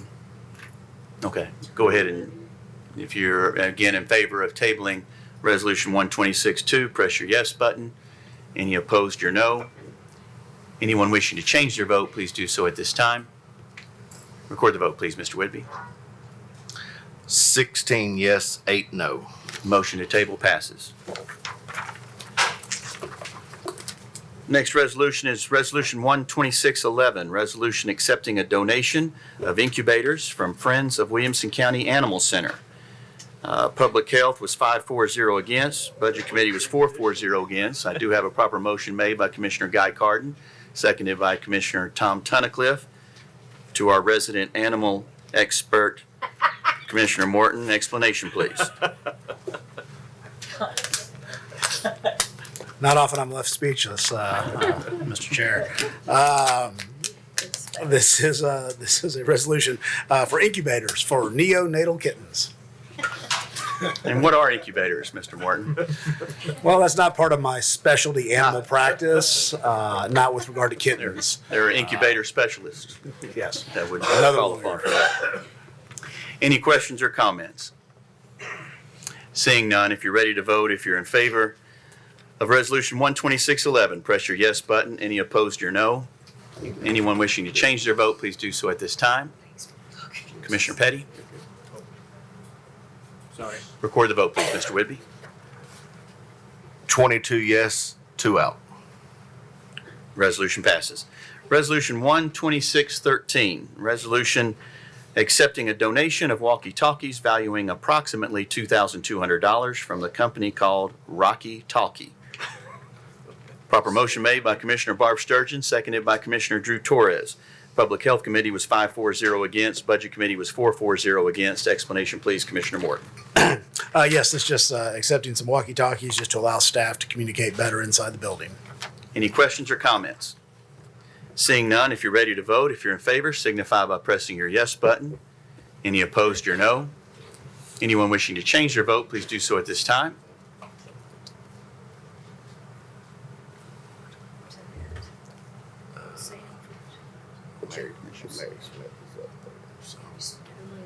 Waiting on Mary Smith. You ready to vote, Commissioner Smith? There we go. Record the vote, Commissioner Sturgeon. There we go. Record the vote, please, Mr. Whitby. 21 yes, 3 out. Resolution passes. Resolution 12618, resolution amending the 5-year capital improvement program for schools, roads, fire protection, and recreation. Proper motion made by Commissioner Guffey, seconded by Commissioner Steve Smith. School Board was 12-4-0 against. Law Enforcement did not hear it. Highway Commission was 5-4-0 against. Education Committee was 4-4-0 against. Parks and Rec was 5-4-0 against. And Budget Committee was 4-4-0 against. Explanation, please, Commissioner Morton. Thank you, Mr. Chair. This is not approving the funding of these projects. This is a planning tool that our departments use. It is also required for our adequate facilities tax and adequate school facilities tax. For that reason, I would ask that you support this. Question or comment from Commissioner Tunnicliffe? I feel compelled to say that the reason law enforcement and public safety did not hear this is we did not have the supporting documents. So it's not that we did not agree with it. Any other questions or comments? Seeing none, if you're ready to vote, if you're in favor of Resolution 12618, signify by pressing your yes button. Any opposed, your no. Anyone wishing to change their vote, please do so at this time. Record the vote, please, Mr. Whitby. 22 yes, 0 no, 2 out. Resolution passes. Resolution 12619, resolution accepting an in-kind donation of a bird sanctuary and bench from Boy Scout Troop 48 to be installed in the vicinity of the Williamson County Library. Proper motion made by Commissioner Tom Tunnicliffe and seconded by Commissioner Megan Guffey. Property Committee did not meet this month. Explanation, please, Commissioner Morton. Yes, this is supporting an Eagle Scout project, and although my animal practice does not include birds either, it is a great Eagle Scout project by Troop 48. Any questions or comments? Seeing none, if you're ready to vote, if you're in favor, signify by pressing your yes button. Any opposed, your no. Anyone wishing to change their vote, please do so at this time. Record the vote, please, Mr. Whitby. 24 yes, 0 no. Resolution passes.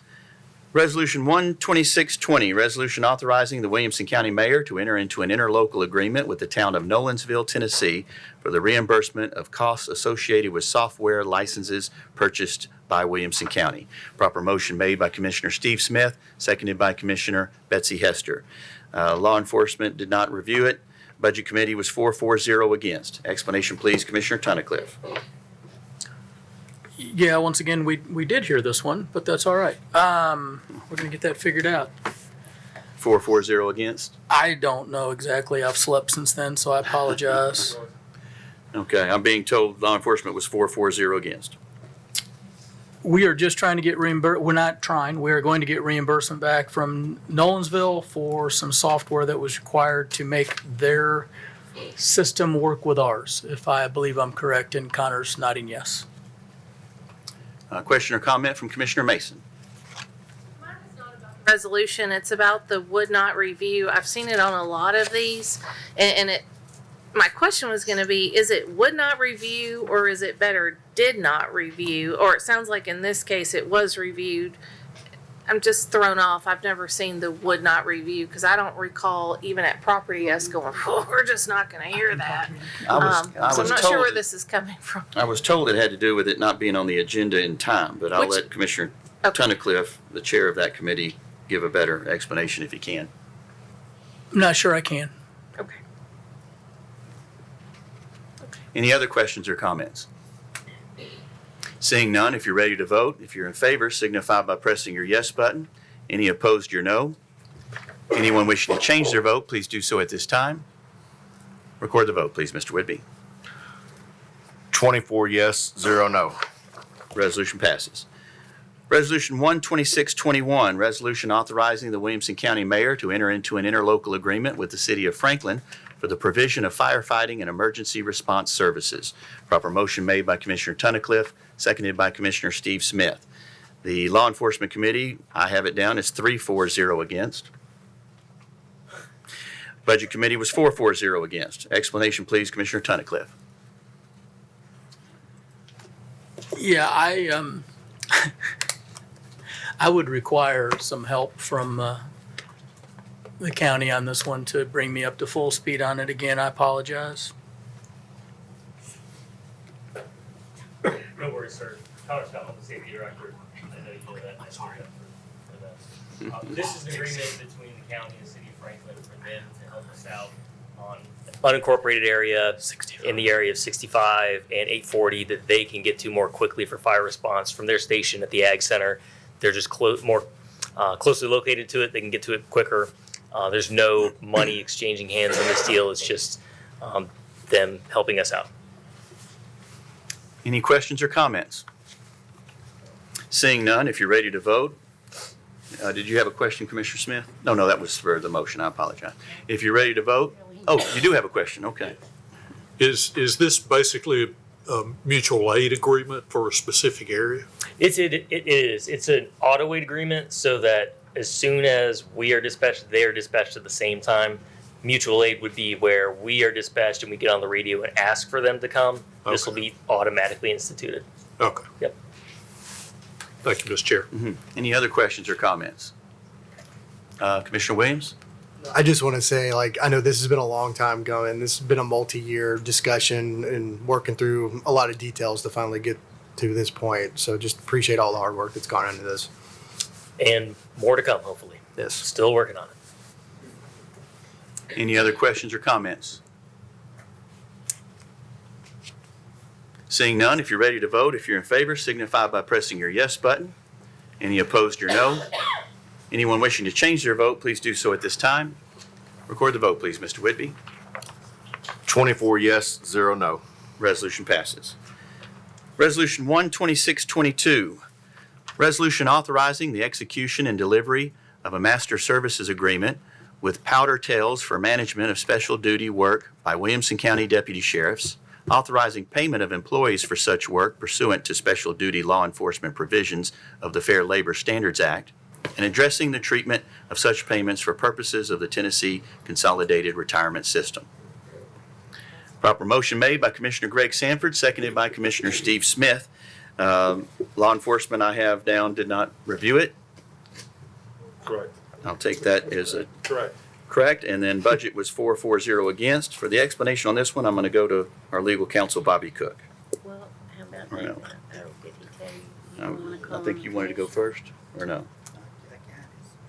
Unless, O'Neill, I can call, for explanation, I'll go first to Commissioner O'Neill. It's not as complicated as it sounds. I believe everybody worked this out amongst budgeting and human resources, but it's to better administer the off-duty employment that where people, private parties hire the deputies, and all the cost of this is going to be borne by the persons that are hiring the deputies. Do you have anything to add to that? Okay, unless there are any questions or comments? Seeing none, if you're ready to vote, if you're in favor, signify by pressing your yes button. Any opposed, your no. Anyone wishing to change their vote, please do so at this time.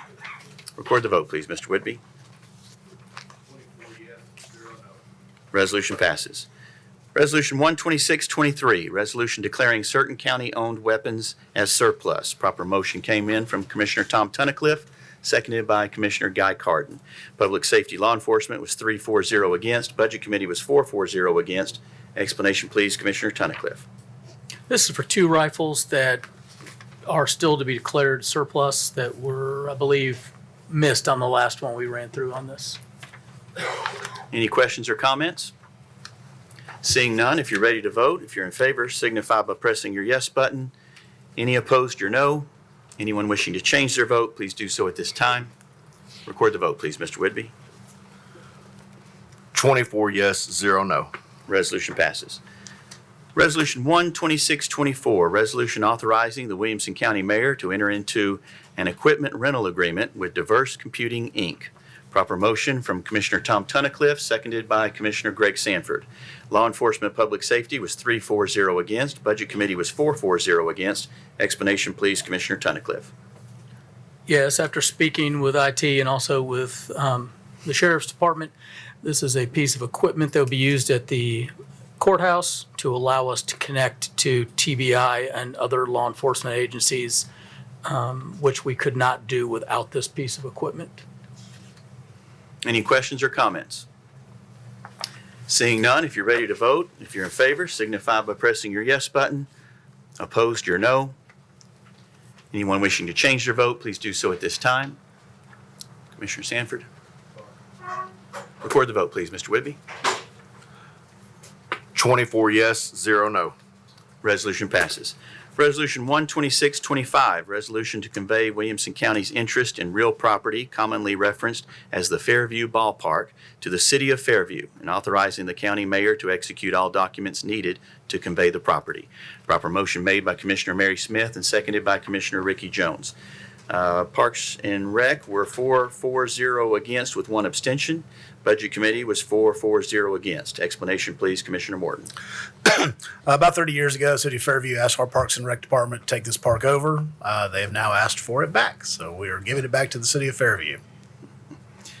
Question or comment from Commissioner Ricky Jones. They will be voting on that on the 15th. They haven't voted on it yet. That's FYI. They being the City of Fairview. Yes. Commissioner Lisa Hayes. It's also my understanding they're going to reimburse us for $150,000 of investment. Was that not correct? When we do this? Per the Parks and Rec meeting? Anybody? Gordon, do you have any? Anybody? Or Rogers, either one? They're supposed to.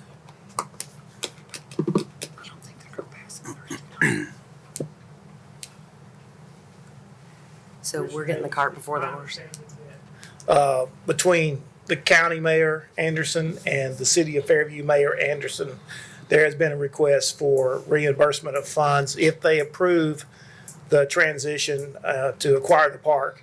One of the stipulations is to reimburse us for the lights that you guys approved as a commission a year ago, a little over a year ago. And it's approximately $150,000. We'll get the exact amount if they choose to follow through on this request.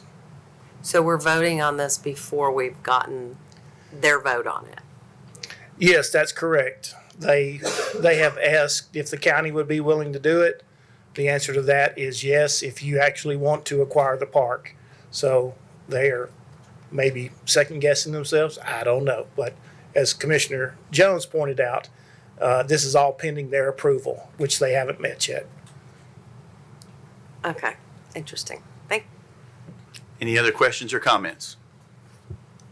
Seeing none, if you're ready to vote, if you're in favor, signify by pressing your yes button. Any opposed, your no. Anyone wishing to change their vote, please do so at this time. Record the vote, please, Mr. Whitby. 23 yes, 1 no. Resolution passes. Resolution 12626, resolution authorizing the Williamson County Mayor to enter into a lease agreement with U.S. Congressman Matthew Van Epps. Proper motion made by Commissioner Steve Smith and seconded by Commissioner Tom Tunnicliff. Property Committee did not meet. Budget Committee 4-4-0 against. Explanation, please, Commissioner Morton. Yes, historically, the representative for our district has wanted an office here locally. We've been providing that to formerly Congressman Green, and Congressman Van Epps has asked for the same. So this would authorize us to enter into that lease with his office. Any questions or comments? Seeing none, if you're ready to vote, if you're in favor, signify by pressing your yes button. Opposed, your no. Anyone wishing to change their vote, please do so at this time. Record the vote, please, Mr. Whitby. 24 yes, 0 no. Resolution passes. Resolution 12627, resolution adopting an electronic signature policy for county grant contracts. Proper motion made by Commissioner Mary Smith and seconded by Commissioner Paul Webb. Budget Committee was 4-0 against. Explanation, please, Commissioner Webb. Thank you, Mr. Chair. What this does is authorize us to sign grant contracts electronically, and the comptroller requires us to file this statement by approval by this body before that's allowed. Any questions or comments? Seeing none, if you're ready to vote, if you're in favor, signify by pressing your yes button. Any opposed, your no. Anyone wishing to change their vote, please do so at this time. Record the vote, please, Mr. Whitby. 24 yes, 0 no. Resolution passes. As always, we want to thank the sheriff and the sheriff's deputies for being here tonight. Thank you, gentlemen. All department heads for staying late. Is there any other business to come before the commission this evening? Commissioner Mary Smith. Just real quickly, it was brought to my attention, my name was actually on the consent agenda, so I just wanted to state that I did vote my conscience. Any other business to come before this commission? If not, I'll entertain a motion to adjourn. We are adjourned.